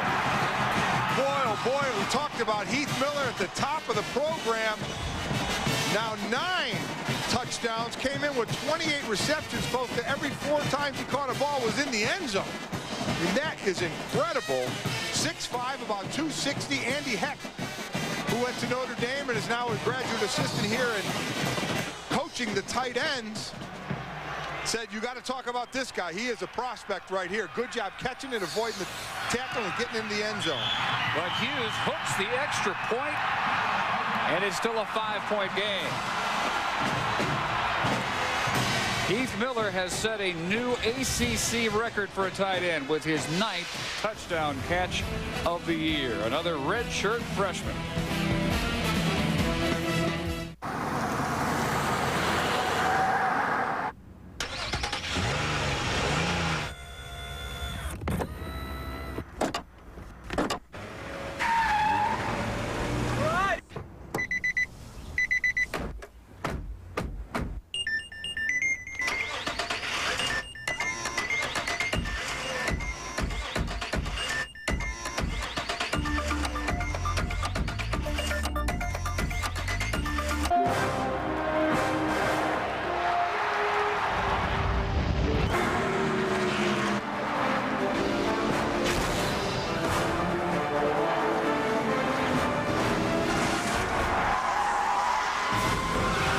Chariots with 4 horses.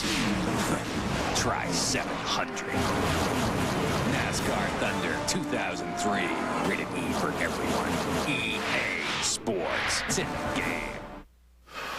Is it hot in here? It's a steam room. And once again, you veered off course. A doctor's illegible handwriting causes the warehouse to ship otoscopes instead of stethoscopes. That'll cause a misdiagnosis. Or a really weird chest exam. But the doctor logs on to FedEx Insight, spots the order disorder while it's still en route. She has the right parts reshipped stat, and a potential shipping shenanigan gets a FedEx inoculation. I thought a shenanigan was a good thing. No, that's a hullabaloo. Kind of like a brouhaha? Sure. Tom Berenger as Paul Bear Bryant. I will not lose. The Junction Boys. Saturday, December 14th, 9 p.m. on ESPN.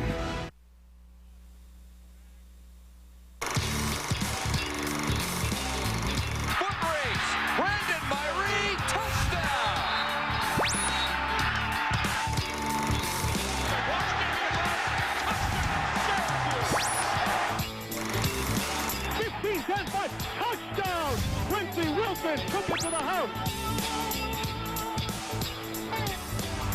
The mantra in Blacksburg has been, we're 3 or 4 plays away from still being undefeated, still looking at a possible national title. But those 3 plays, maybe 1 or 2 others, have knocked Virginia Tech out of that picture all the way down to 19th in the country from 3rd. And suddenly, what looked to be a pretty solid lead in this cross-state rivalry is in jeopardy after Kevin Jones' fumble leads to Heath Miller's touchdown. Well, I know you have to, I'm sorry, Bill, I know you have to sell the fact that we're a few plays away, but let me tell you what, when you get run on the way they did, they got their noses bloodied a little bit along the way. When you're giving up 40 yards a game and suddenly you're giving up 266, yeah. That's not just a couple of plays, that's missed tackles. They've done better today, but they just blew a coverage on that touchdown to let Virginia back in the game. With the win, they have to hold it for Kurt Smith. And finally, one will be returned. Suggs from the 1. Lee Suggs out to the 38-yard line. And another look at the latest touchdown by Miller.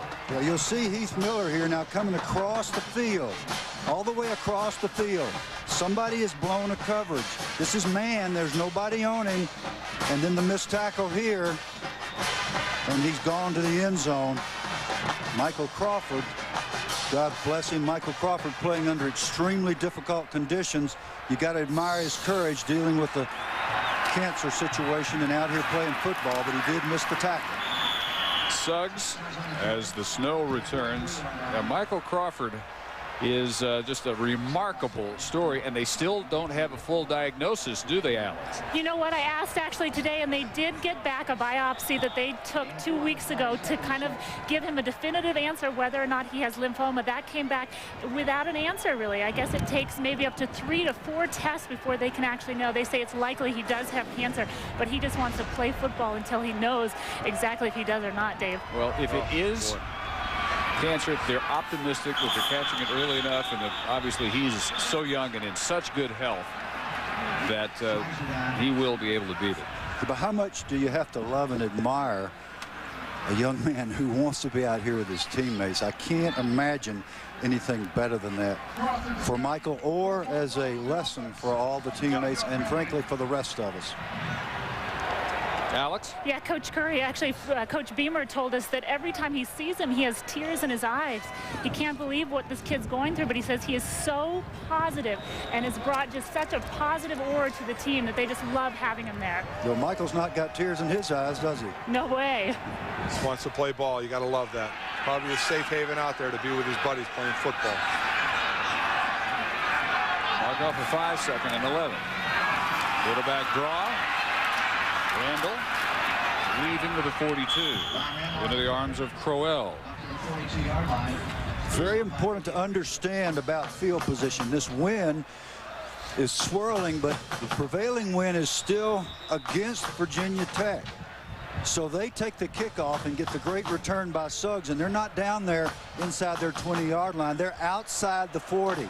If they can maintain this football and at least change field position, it means a lot as they use up the 3rd quarter with the wind in their face. Alex may disagree. Don't you have to love this? This is great football. Snow, rivalry. What else do you want? Randall scrambling. Are you kidding me? Look how close he comes to a first down. I think he's about a foot short, but by all rights, he should have been 5 or 6 yards short. Incredible movement by Randall. What an athlete back there. Footwork, just avoiding people, avoiding linemen. Now, again, he should be able to avoid the linemen, but you got a linebacker out there. It's like Blackstock missing the tackle. You had a DB coming up out of coverage missing the tackle. Now they're going to be short. And boy, I tell you what, in this situation, Bill, I think you've got to punt that ball away. Yep, but look who ended up knocking him down when it was over. Blackstock tracked him down and made the play, and that's what great football players do. Future is so bright for number 56. Oh, yeah, this isn't even a question here. It's going to be tempting, though. Blackstock's, he may look at this as a down year. Yeah, that's true. He had 29 sacks as a high school senior. for state champion Heritage High, Newport News, Virginia. He had 22 sacks at Fork Union Military Academy last year and came in with a mere 9 to lead all the nation's freshmen. 51 sacks in 2 years. There are entire conferences that don't produce that many sacks, much less off one player. This shank by Vinnie Burns is returned on the run by Higgins at the 29-yard line, just 31 yards on this kick. Troy punters are having a miserable time down there. 14-9 Virginia Tech. McMullen continues his climb up the all-time ACC list. Before this family of spies can save the world, Don't shoot! they've got to save themselves from each other. If you're attempting to sabotage us, I'll blow your head off myself. Alias. Operation Peacekeeper. A new episode Sunday on ABC. Ice. One day you find you're up to your waist in it. If being in it buys one more day on top of it, fill up the tub. Fill up the tub. Once you're inside, that's it. That's it. Keep it tight. Okay, look alive. He's coming in. Go, go, go! TLC is bringing back the original extreme sport. 4 modern competitors, 1 ancient challenge. Go, Oats! Tune up your chariot and polish your helmet. It's Chariot Race 2002. Premieres Sunday at 8, only on TLC. Okay, now check the exhaust. We're gonna make you feel good, really good. At Sonny's Feel Good Barbecue, we get it right, and it tastes so nice. At Sonny's Feel Good Barbecue, make yourself at home. Come on and stay for a while. Taste all the things that make you smile. At Sonny's, we're gonna make you feel good.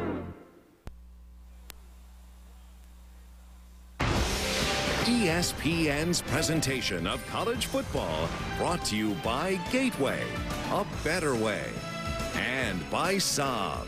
People who test drive a Saab usually buy one. Caught in the act again. You got to go on without me.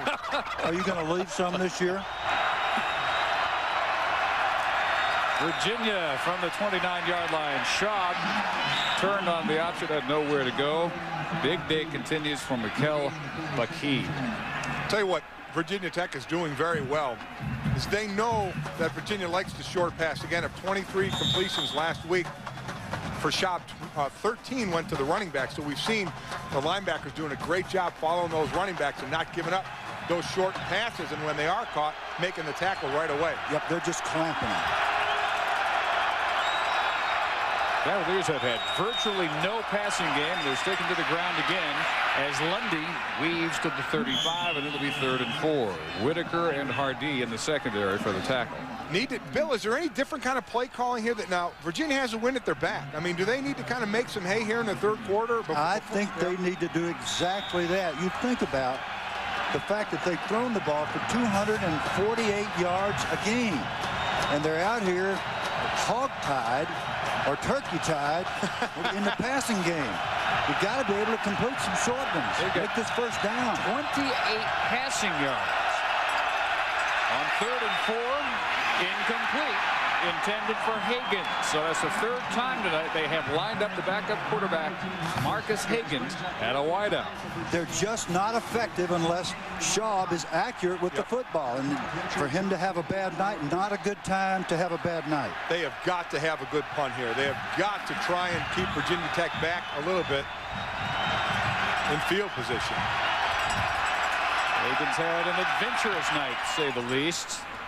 Gets off by far his best effort. Johnson returns at 8 yards, caught by Ryan Sawyer. It's a 45-yarder by Hagan. 6:08 into the 3rd, still Tech by 5. Now Now through Sunday, Zales is having a store-wide sale with savings up to 60% off and more.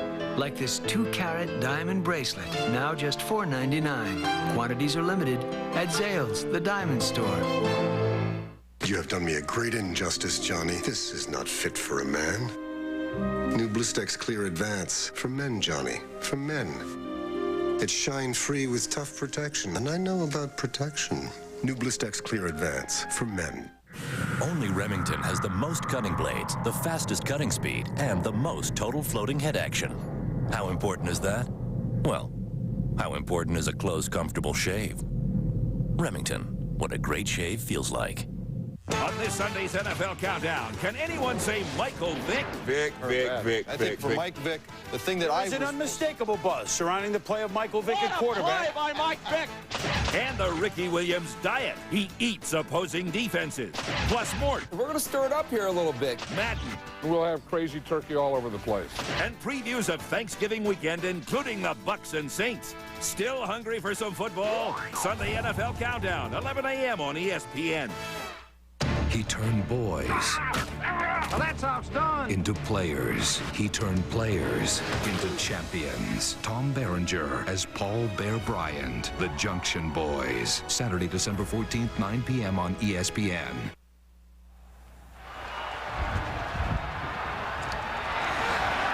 Hokies take over 27-yard line.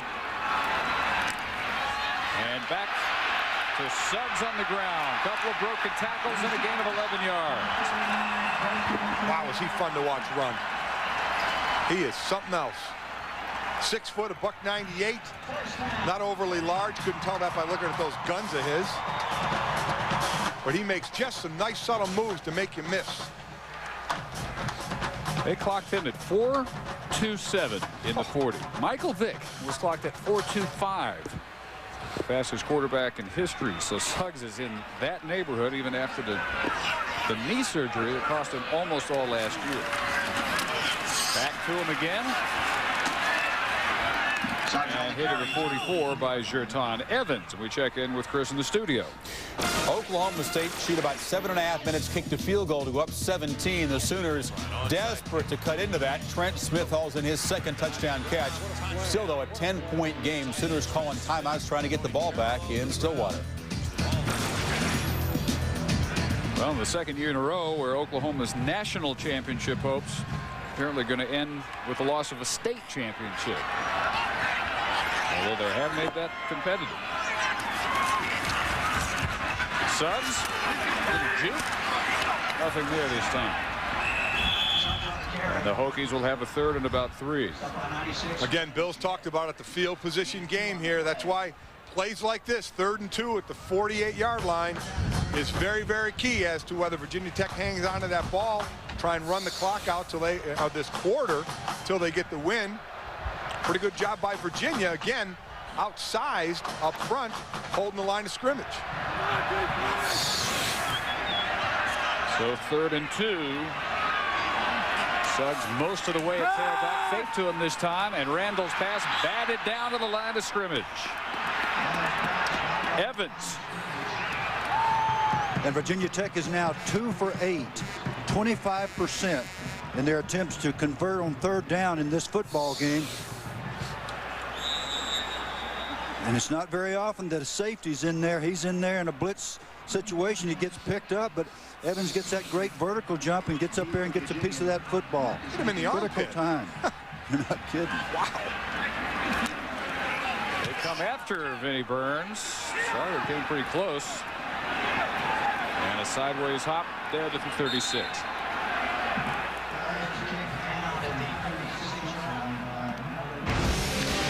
ESPN's presentation of college football, brought to you by Nissan and your Nissan dealer, and by FedEx. Ground, international, online, or express. Don't worry, there's a FedEx for that. Wind chill was 30 when we kicked off. Oh, these people are nuts. IQ probably also around 30 at this point. As Jason Snelling, true freshman fullback, gets a rare carry. I think Musgrave runs a real risk right here. meaning the offensive coordinator for the University of Virginia, if he goes conservative and doesn't throw the ball at all, he doesn't give Schaub a chance to get on track while he's still got the wind at his back. He's got almost 4 minutes. Virginia needs to keep throwing the football. That's how they got here with this good record. They need to continue and make it work. Virginia defense doing its job lately. Short toss, Lundy with a block by McMullen. Brought down at the 44. Bakey, another tackle, along with Brandon Manning.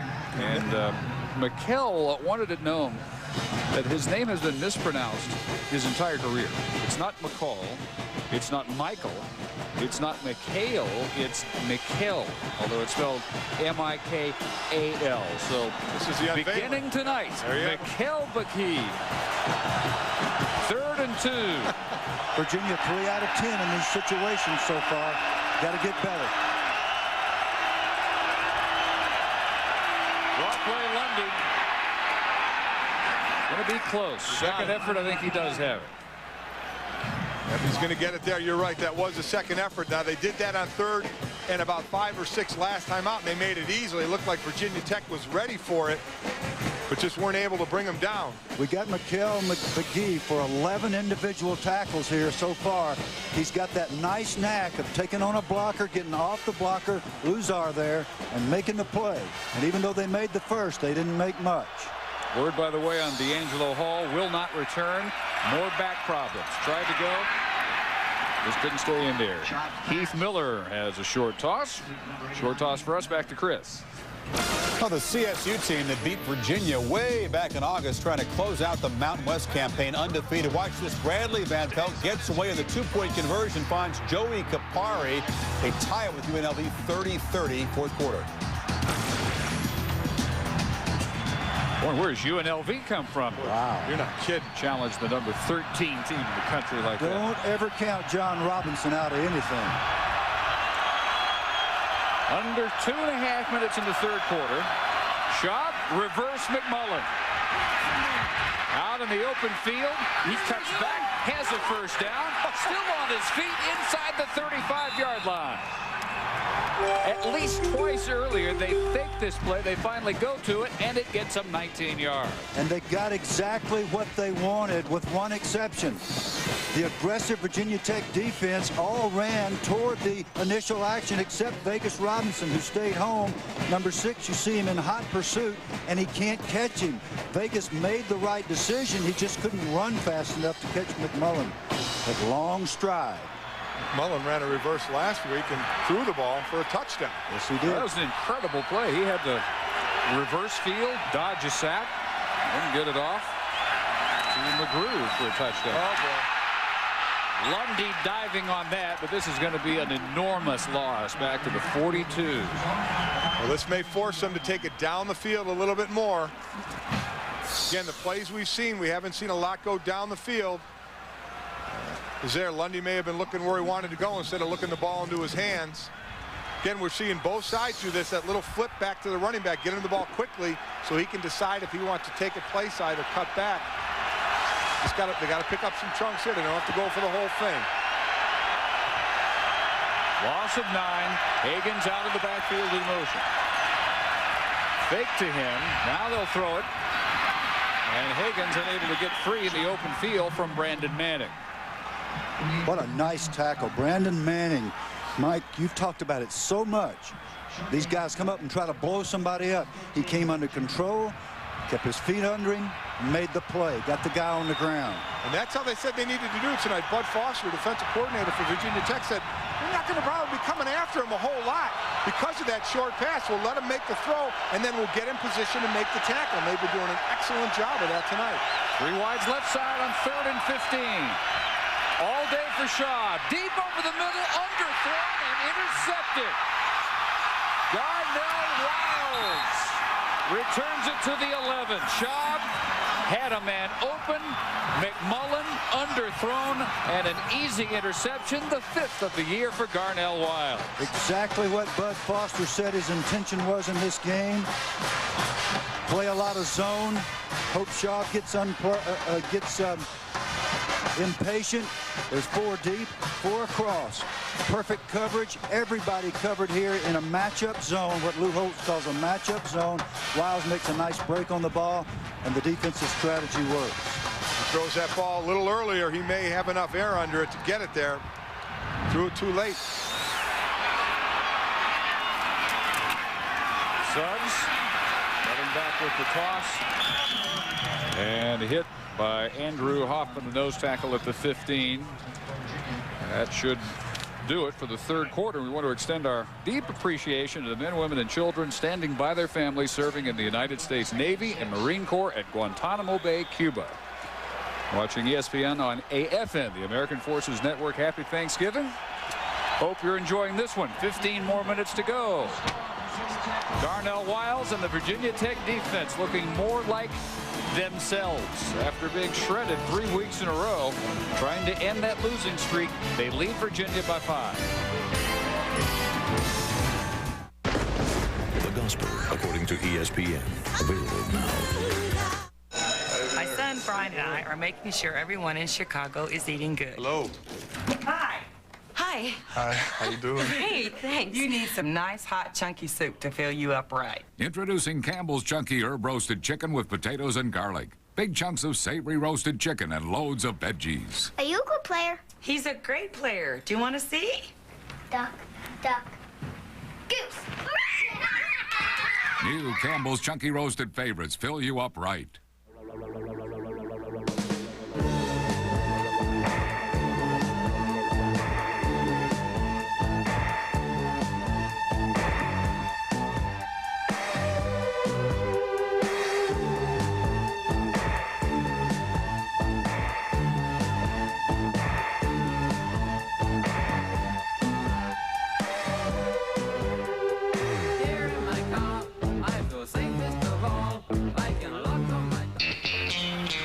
Fill up on one thing this Thanksgiving. Make sure it's from our buy one, get one half off sale. At every Foot Locker, Lady Foot Locker, and Kids Foot Locker. This sale is better than back-to-back football games. Buy anything you want, even stuff already on sale, and get the second item for half off. So hurry in today to the buy one, get one half off sale at Foot Locker, Lady Foot Locker, and Kids Foot Locker. Just remember, it's going on now. With savings and selections this big, it's more than a sale. It's an event, and we'll give you a reason to celebrate, because this is the one sale to be thankful for. Ooh, fajitas. Ooh, fajitas. Ooh, fajitas. Ooh, fajitas. Ooh, fajitas. Feast your eyes on the new fajita grilled stuffed burrito from Taco Bell. Ooh, fajitas. Sizzling strips of marinated steak and grilled veggies. Ooh, fajitas. All the great fajita flavors now wrapped to go in a grilled tortilla. Some high pressure building up here in the north, heading to... Ooh, fajitas. Taste the new fajita grilled stuffed burrito and, ooh, think outside the bun. Oh, this cold. I need a good night's sleep. This will make you feel better. Will I sleep better? Much better. You'll sleep like a baby. Yeah, they wake up every 2 hours. Like Sleeping Beauty. You'll sleep like you did before we had kids. Give me that. NyQuil, the nighttime sniffling, sneezing, coughing, aching, stuffy head, fever, best sleep you ever got with a cold medicine. Who is that masked man? That, of course, our own BMAC, Brian McIntyre, and his brother, Vegas Robinson. Outstanding linebacker for Virginia Tech. BMAC being very, very objective, however, in his camera work. Outstanding cameraman. Kevin Jones will have a first down. He hasn't had much of a night. He had a fumble turn into a Virginia touchdown, but he picks up 10 here to begin the fourth quarter.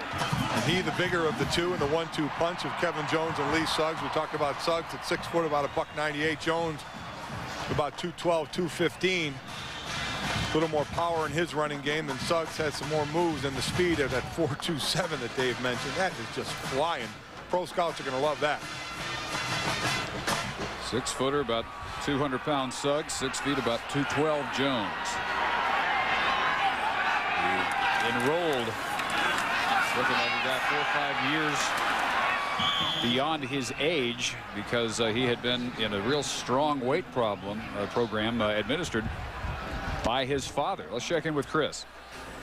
Oklahoma State outscores the Sooners. Les Miles gets a bath. He's 2-0 now against Bob Stoops. And the fans in Stillwater take care of the goalposts. Oklahoma State beats Nebraska and Oklahoma in the first time ever in the same year at 7-5. They're going bowling. Houston or Tangerine, we hear. Two-time state champions. Oklahoma State under Coach Miles. Jones, driven back by Schmidt. And this snow is really swirling all over the place now. It is quite a scene. Our Gateway game track. Early on, a block punt by Justin Hamilton, returned for a touchdown by Darryl Tapp.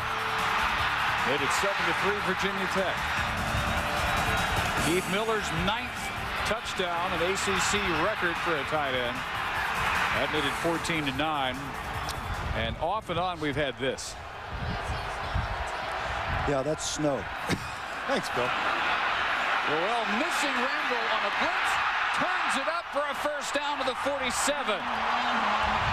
13 yards, and maybe the best runner on the field for either team tonight has been Brian Randall. He certainly seems to be, and it's very important to keep what's happened in perspective here in the second half. Virginia has squandered field position and the wind, has missed an extra point.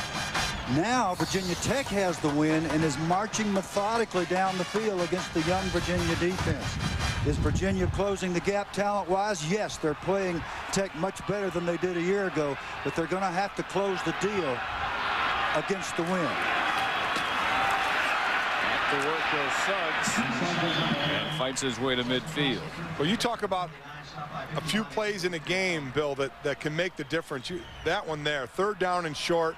Angelo Crowell had Randall in the backfield, misses the tackle. Good play by Randall. All of a sudden, you keep that drive going. You well, look Blackstock back at had him too. Yep. Both the outstanding linebackers had a shot at him, and neither one of them could come down with him. And Virginia Tech operating with the win, and that is a huge advantage in a game like this. Not much in the passing game for Schaub or Randall. Randall, though, a very dangerous runner. So is Suggs, but you knew that. And he'll have another first down to the 42. Wow. What a move he just put on Rich Beddison. Rich Beddison is leaving several parts of his equipment on the field. I think you mentioned earlier he lost his jock. Well, that time I think his he broke down, but something else was left out there. He broke down, but Suggs broke down better. Suggs didn't break down. He just broke him down. Cold as it is, you don't want to be leaving any equipment down there. Another first down carry by Suggs for Moore, down to Alex Flanagan. Well, Dave, we talk about Jones and Suggs on the field. Well, off the field, these guys could not be more different. Suggs is quiet and reserved. Jones very flamboyant and outspoken. They say the one thing they like about rotating, though, is that they get to watch each other's moves, and their moves have rubbed off on each other. But, Dave, how different are these two guys? Total opposite personalities. Yeah, when we asked Kevin, well, what do you think about Lee having his moves are better this year? Kevin said, well, he watched me last year. Alex is right. They are so different when you sit down and talk to these two. Yeah, they can play, though. Suggs very modest. Jones a little more outgoing.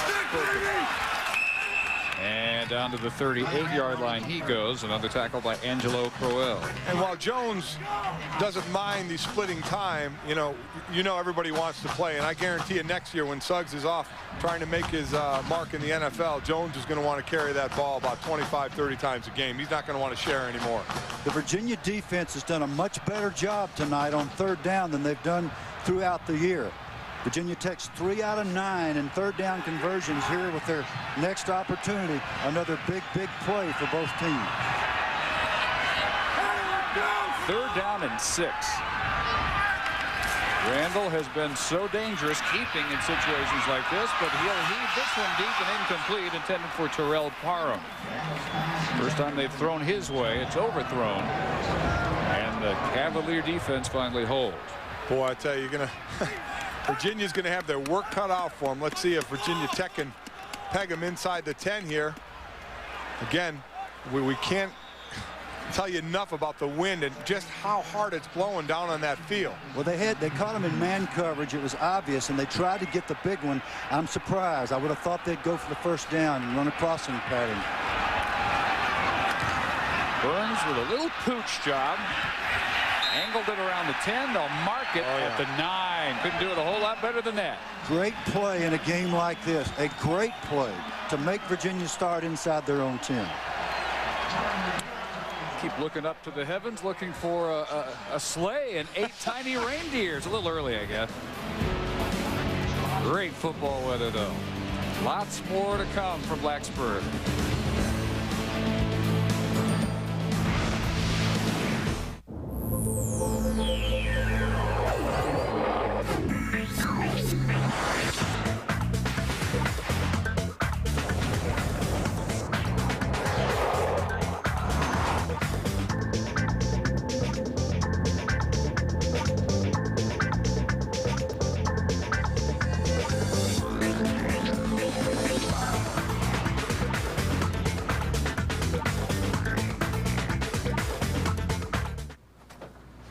Thanks. Enjoy, man.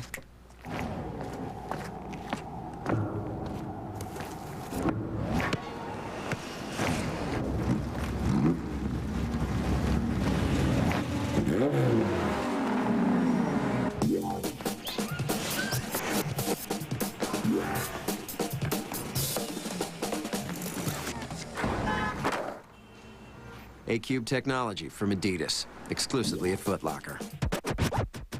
Because we can! Yes, we can!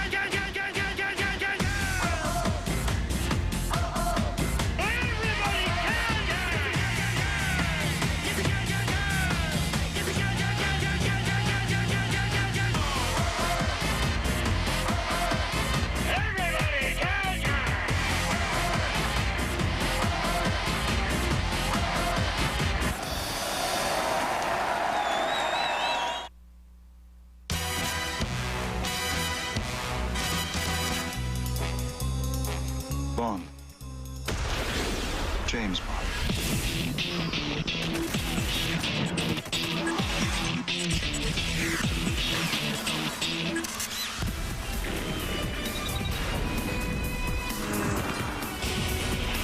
.007 Nightfire.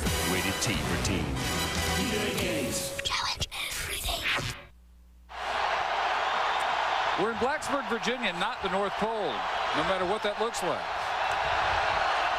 And a 14-9 lead for Tech. UVA backed up to its own 9. They get to Lundy, maybe a couple of yards as we go down under 10 minutes. First down on average for Virginia. They have gained 1.7 yards, and Virginia Tech has given itself something to work with on second down because they've averaged 5 yards on first. You can say 1.7 ain't going to get it done.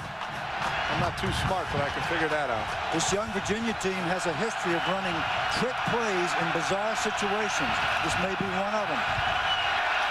Gutsy this end of the field. Short toss McMullen. And at the 15-yard line, it'll be 3rd and 4. Knocked down there by Rondell Whitaker, who had a lot to live down because this losing streak began in part because they let Pittsburgh out of jail on a very silly late hit penalty incurred by Whitaker. At that point, Virginia Tech had a 14-point lead, all the momentum. That let Tech see what Pittsburgh was really capable of because the Panthers came back, won that game, and Whitaker took a lot of the blame, but his teammates and coaches have been quick to jump to his defense and say, look, this has been a team problem. Don't put it all on Rondell. Shovel Lundy, and he's short. Short by a yard, the freshman defensive tackles. Tim Sandage and Jonathan Lewis converged on it. A good safe play with a good chance to make the first down. You got to like the call, and it came up just a half-yard short. Now they're punting into the wind. Virginia Tech with a chance to get field position. Or maybe think about blocking it again. Or play some more Beamer ball and just bat it back in the end zone and cover it up. Richard Johnson standing at midfield waiting for this one. Hagan tries to bore it low into that wind. Johnson comes up, reverses field, and down to the 44-yard line. Well, this is what Virginia Tech fans will remember when they were 8-0, number 3 in the country, and looked like they had Pittsburgh right where they wanted them. For no reason at all, Whitaker called for that late hit and then got burned on one of 3 touchdowns by the freshman Larry Fitzgerald that night for Pittsburgh. And the Panthers came back to win it. Virginia Tech followed that with 2 more losses.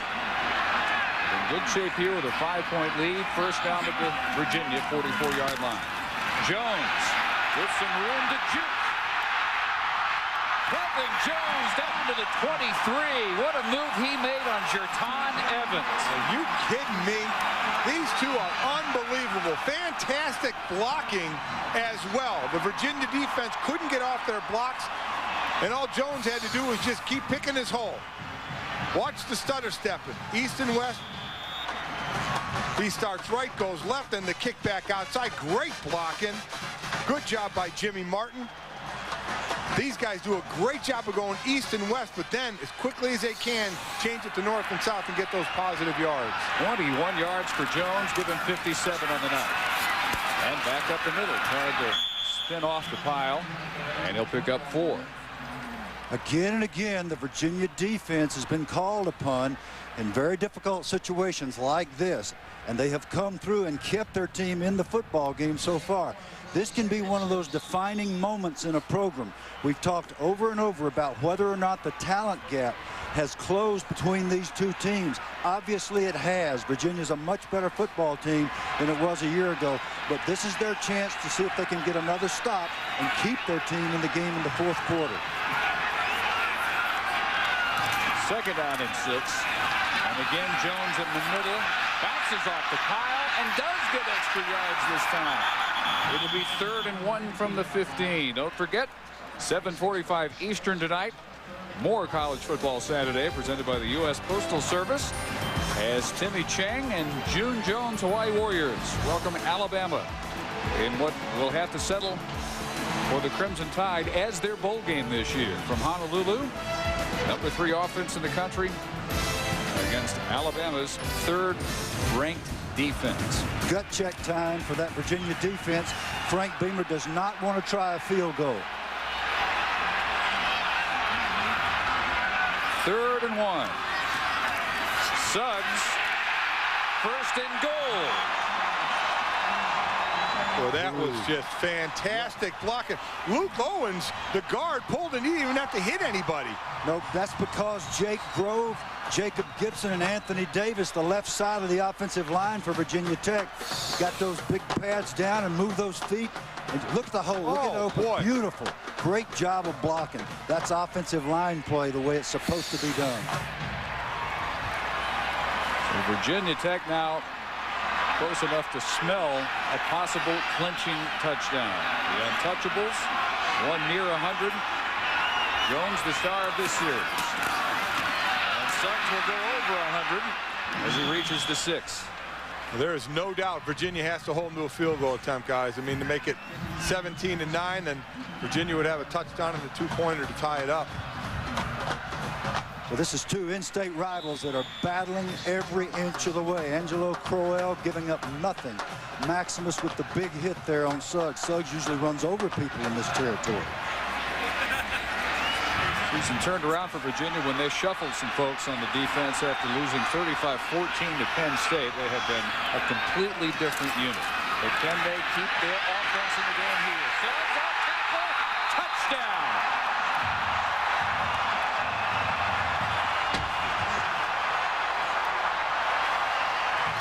And what a memory for the senior, one of the great offensive stars in Virginia Tech's history, to leave Lane Stadium with 2 touchdowns tonight against Virginia. Well, this one is gift wrapped by the big left tackle, number 57, Anthony Davis. There he is. He's got his man bottled up. Perfect technique, nice block, touchdown. Worley adds the extra point, 21-9. They will miss Lee Suggs.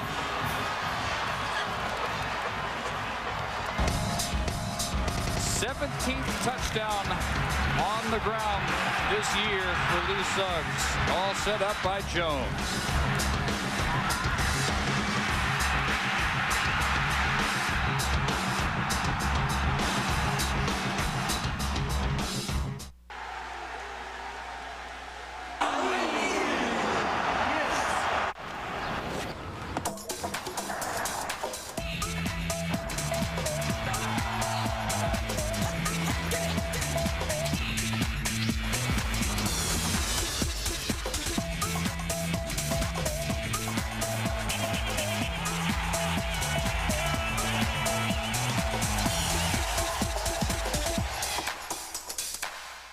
Tiger Woods, Phil Mickelson, Mark O'Meara, Fred Couples in a Thanksgiving weekend classic. The ConAgra Foods Skins Game continues tomorrow on ABC. Come celebrate the grand opening of the Lazy Boy Gallery at Nelson's Appliances and Home Furnishings' new Rome location. All this month, you'll find grand opening specials throughout the store, including Lazy Boy recliners as low as $297, Broyhill Queen slate bed with rails just $7.99, or buy the room for just $9.99. As a special purchase, get a GE microwave for just $29.97. Shop now and enjoy 12-month same-as-cash financing. Plus, register for a Lazy Boy web recliner. Nelson's Appliances and Home Furnishings, now located in the Gala Shopping Center, across from Sam's Club. Looking for power, comfort, and all the amenities? It's all standard in the new 225 horsepower Acura TL. With a 3.2-liter V6 engine, 5-speed automatic transmission, traction control, and anti-lock disc brakes, you'll love the performance. Inside, you'll find leather trim, a power sunroof, memory seats, CD changer, and a 5-speaker Bose music system, all standard equipped. Now, for a very limited time, lease the 2003 Acura TL for only $349 per month. Available at your local Atlanta Acura dealer. ESPN's presentation of college football brought to you by Gateway, a better way, and by Saab. People who test drive a Saab usually buy one. Well, Virginia Tech closing in on their 4th straight Commonwealth Cup championship. Boy, our crew has been up against it with wind chills dipping down. Well, there were 30 when we kicked off about 3 hours ago. I'm guessing around 0 right now. We've got a lot of people to thank for all their great work all year long. Mallerup's kick will go through the end zone. And they include our executive producer, Jed Drake, senior coordinating producer, Mo Davenport, coordinating producer, Ed Placey. Our games this year produced by Kim Belton, directed by John Del Vecchio. Our operations producer, Joe Wire, associate director, Bruce Dunn, videotape producer, Andy Bach, associate producer, Steve Ackles, production assistant, Missy Wells, operations coordinator, Kirsten Jefferson, and many, many others. Our technical director, Ross Flagg, audio, Rick Wallace, engineer in charge, Eric Bjorkquist, our videotape, David Gray and Gene Keller. Schaub hit by a DB as he was getting rid of it. Let's check in with Chris Fowler. A dramatic finish in Fort Collins as John Robinson's Rebels of UNLV marched 80 yards, and then the backup quarterback Kirk Natkiss to DeJuan Manley, the tight end, for the touchdown. CSU fumbled the kickoff back. It's their first Mountain West Conference loss. And New Mexico bowl-bound the Diamond Walnut San Francisco against BC. Wow. Stunner in Fort Collins today. Schaub sacked at the 17. Colas has had a monster game. And on the play before, Nathaniel Adibi. And when they know where you're going to be and they know you've got to throw the football, they pin those ears back, and here they come. And it's great fun for the defense and extremely tough for a young offensive line. This defense of Bud Foster at the ends line up wide. They just say, we're going to beat you around the corner. That's what we do best, and that's exactly what they've been doing tonight. 3rd and 14. Lundy motion out of the backfield. Schaub's ball deflected, still caught by McMullen, but he goes nowhere. McKee again. Tackle number 13 for McKee. Unofficially, we've got him for 13 hits, and now they're punting into this vigorous wind to minimize it. This vigorous wind for yet another time. Clock rolling down to 3:45. Both teams have all their timeouts. Hagan will get a nice hop out of this. And it will be killed at the 38.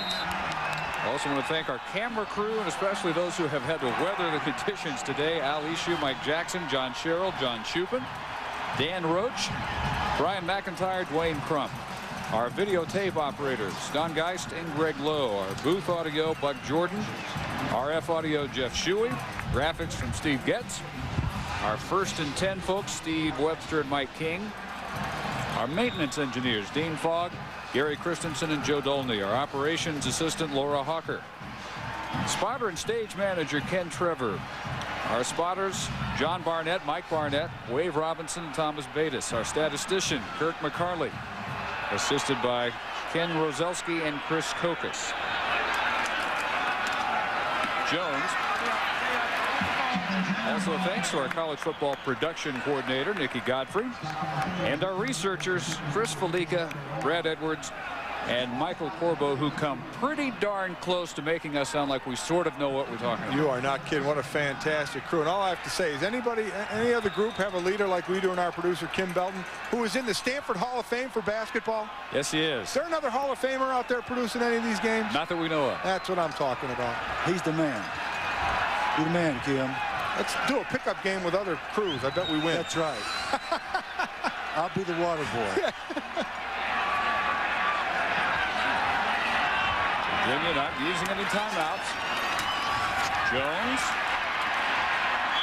close to the first down near the 49. Rich Bettison makes the tackle. So Virginia Tech, assuming they hang on here, a good bet perhaps for the Inside.com Bowl in Phoenix. We'll have the College Game Day scoreboard presented by Suzuki coming up next. And then don't forget, 7:45 Eastern, Alabama at Hawaii. And if you want a different picture of announcers working in comfort, watch Ron Franklin and Mike Gottfried. About 65 degrees warmer than we are here. Do you think they had a choice in this thing? Jones. Do you think they might have opted for that instead of this? Or, I mean, what? Well, they must have, because my bribe wasn't high enough. You guys ever try that poi stuff? Oh, yeah. Boy, it tastes exactly like Elmer's glue. I did some of that dancing out there. What do they call that? The hula? The hula, yeah. That's probably why you were not allowed back in the state. Well, I did it in a Speedo. That may be the reason. That's definitely why, then. That clears that up. Is it one of those thong Speedos? That's sick, Bill. That's even sick for me to think of, let alone to you to say. Just the image, the thought. Jones trying to get wide. Runs past Robertson and out of bounds. And today, though, Lee Suggs in his final home performance. He was soaking it up from the second he arrived on the field. Touched the rock for the last time. Feature back. There is such a feeling when it's your senior year. It's your last time on your home field. You really can't describe it, Bill. I know you and I got to experience it as well in our careers, and it's inexplicable. It's just such a great feeling, and when it's over and he celebrates, and there's going to be some sad times thinking it's the last time he's going to be on this field, but enjoy it now. You've had a fantastic game and career. And the future in the person of Kevin Jones, and especially, sophomore. Excuse me, Dave, again, but especially the way that Lee Suggs has been able to manage. Now, Jones is down. Looks like he got his shin nicked up. And Suggs isn't done yet. Jones had his season interrupted with a hamstring pull early in the Pittsburgh game. He did return a week ago, not quite to 100%, but they felt for this game he was about as close as he would get. And again, for postseason possibilities, with Maryland given the peach bid for the ACC earlier today, Virginia probably looking at the tangerine, and Virginia Tech would be well advised to look west, probably to the Bob, in Phoenix for the Inside.com goal. Up against one of the Pac-10 teams out there, possibly Washington or looks Oregon. like Kevin Jones is fine. If they get to go out there, that Insight.com will get to be their broadcasters again. That'd be nice. Well, we get to the fullback, Doug Easlick, and he will fight for a first down to the 24. Yeah, Doug's saying, thanks a lot, Coach. The game's over. I get to carry it once. All right. Well, I'm a fullback. I know how that deal works. This is what you like to see. The seniors will enjoy it with their fellow classmates. I was going to respond to that Lee Suggs thing. Just think about it, the fact that he was injured so severely, missed his entire junior year, what he thought would be his last year, then came back this year, and to go out on a good note like this, it really is, and he's a special young man. So Virginia Tech makes it 4 straight Commonwealth Cups over Virginia. Al Groh will congratulate Frank Beamer, who improves to 9-3. Virginia is still a team to watch in the future. They finish the regular year at 8-5. And Alex Flanagan's down there with a very happy Lee Suggs. Alex. Lee, your last night playing here on this field. Walk me through some of your emotions tonight. Well, I played out here for 4 years, and the last 3 weeks, we came out with a loss, and it's my last game here in front of all these fans, and we just had to come out with a win. And everybody on the team came out and played good and put it together. Not only did you guys come out with a win, but you're looking like yourself. You're looking like you looked the first 8 games of the season. Yeah, the last couple of weeks, we haven't been playing Tech football really, Best right here. Making silly mistakes and turning the ball over, things like that, But tonight we finally came out, everybody played together well and pulled it out. Lee, during the game, we've talked about kind of your demeanor, how humble you are. Fans here just adore you. What do you... You're making a big mistake. I mean, look at these people. That's next week.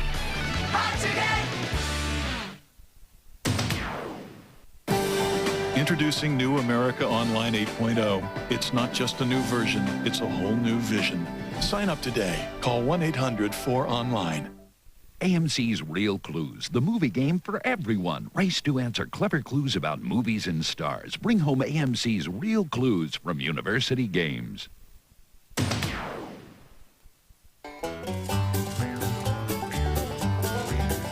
I'm a Georgia boy. I love Georgia Clay. Got an old hound dog. Pet him every day. Not everybody can be a Southerner, but everybody can play Lotto South from the Georgia Lottery. Lotto South. It's a Southern thing.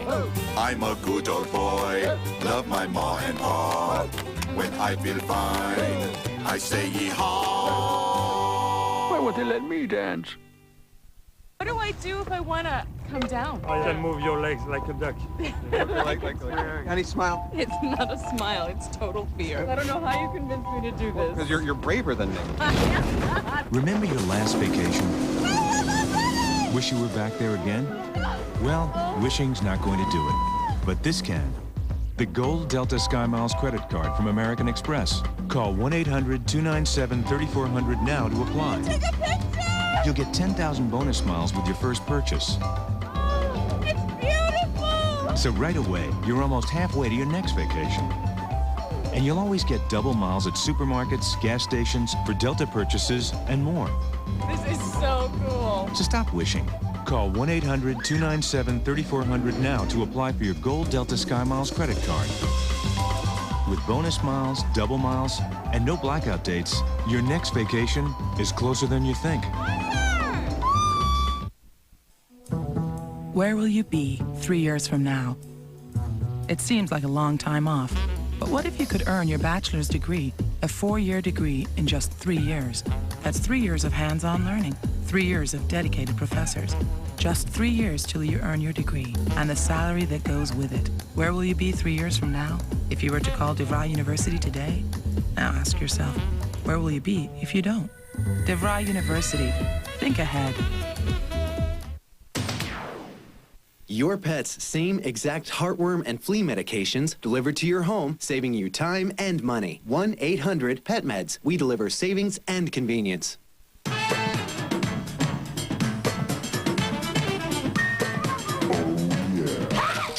Jolly time popcorn.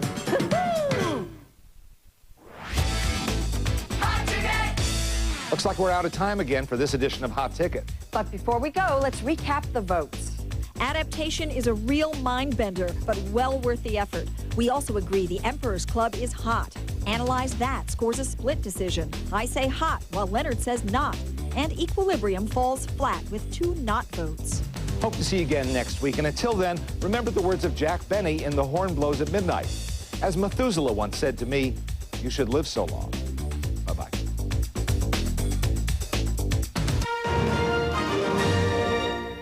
A former U.S. president from Georgia. A prestigious award. A day that will go down in history. Channel 2's Monica Kaufman and John Pruitt take you live to Oslo, Norway for the Nobel Peace Prize ceremony and show you the heroic events that won him this great honor. Coverage begins Sunday at 6 p.m. Then stay tuned next week for continuing coverage at 5 and 6 p.m. Only on Channel 2 Action News. Coverage you can count on. Go ahead. Open it. Oh my gosh. The Lexus December to Remember sales event. It's beautiful. That looks good. Here's a nice one. What is this? Outside. You'll find incredible values whether you buy or lease. Go on. The December to Remember sales event. Hey, what you got there? Missing it would definitely spoil the surprise. Come on, let's go. See your Lexus dealer.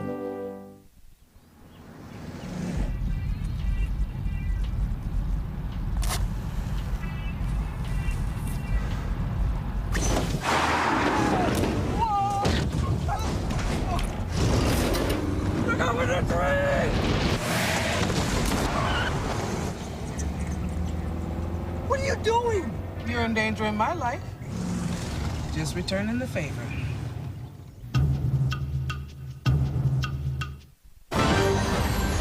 Give the gift of hockey this holiday season. Look for Thrashers holiday gift certificates at Lenox Mall or Phillips Arena. Or get your favorite Thrashers fan a mini flex plan. 10 vouchers good for any home game this season, including great upcoming games against the Toronto Maple Leafs December 16th, the Philadelphia Flyers December 18th, the Carolina Hurricanes December 20th, and the Boston Bruins Saturday, December 28th. Call 404-584-PUCK or buy online at AtlantaThrashers.com. Make WSBTV.com your homepage. Continuing the tradition.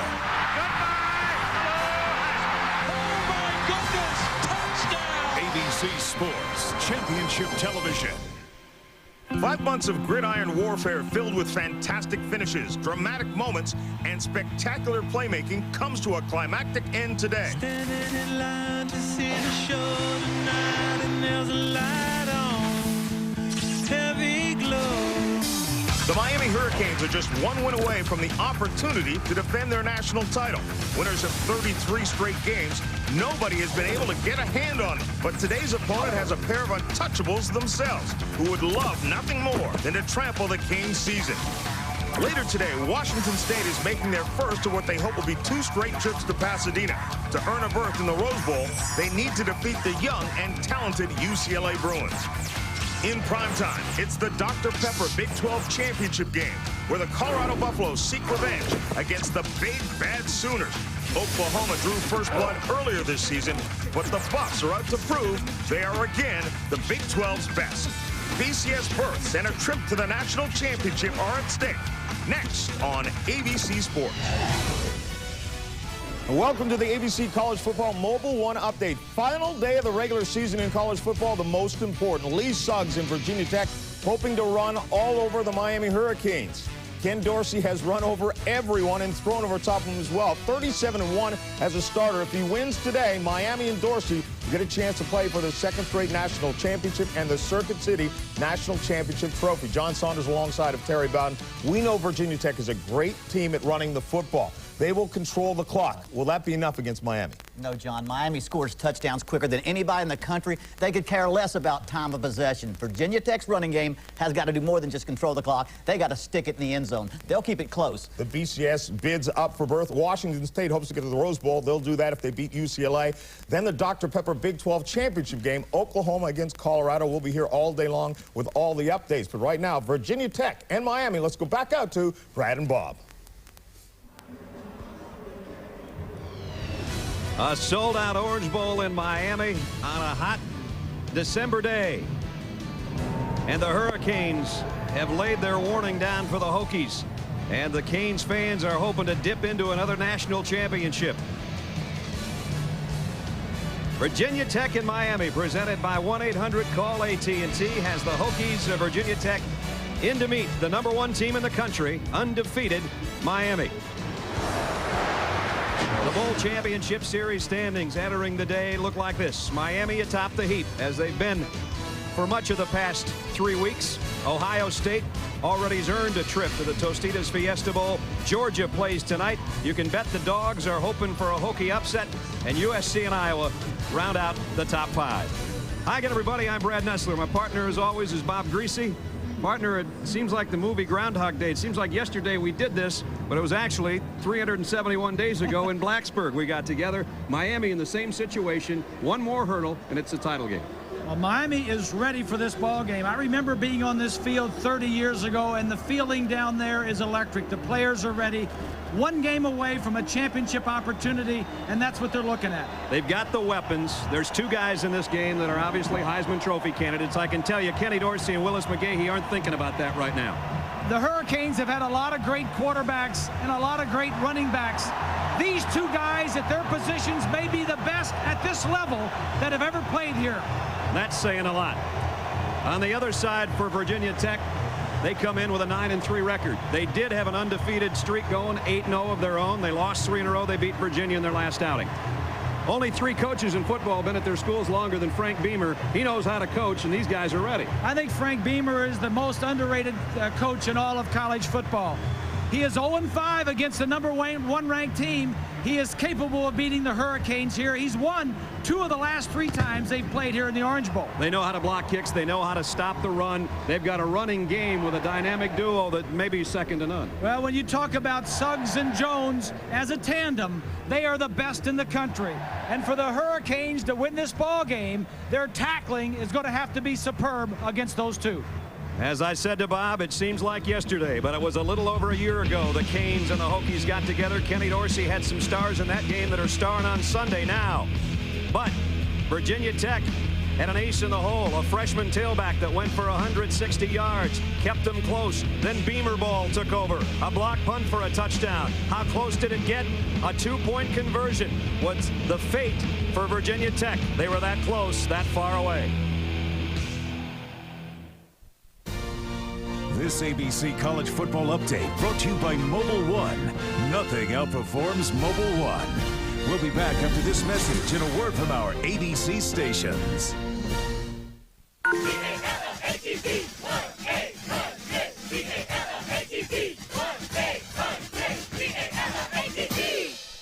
Sorry about that. Hey, if you're going to make a collect call, be sure to dial in the center with 1-800-CALL-ATT. Let's show them, gang. 1-800-CALL-ATT. Free for you and cheap for them. Watch this. Louder! Save on every call. Dial 1-800-CALL-ATT for collect calls.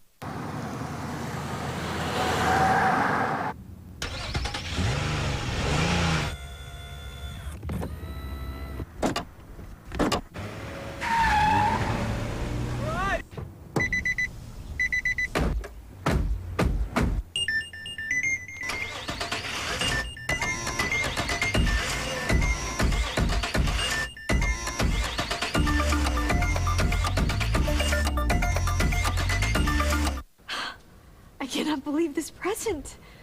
It's so cool. It's the best gift ever. That's basically the reaction I want from my whole family. We've got lots of gifts that'll do that. Let's start with the kids. Bring your list. With CDs, games, DVDs, and more, we've got the gifts electronics lovers will love. And tons for under $50. Circuit City, we're with you. Wow, great gift. Exactly.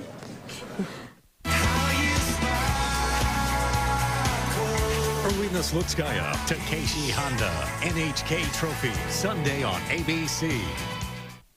He went from planes to the presidency, and Channel 2 Action News covered every step of his incredible journey.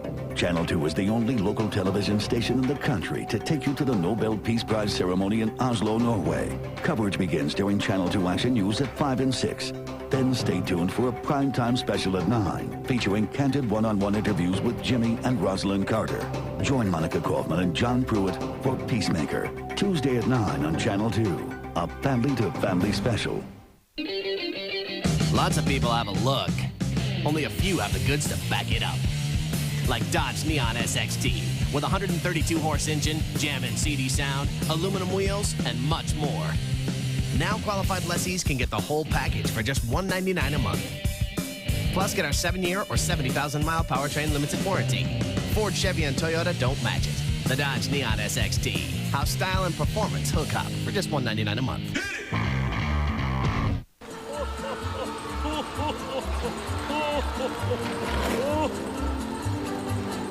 Wow.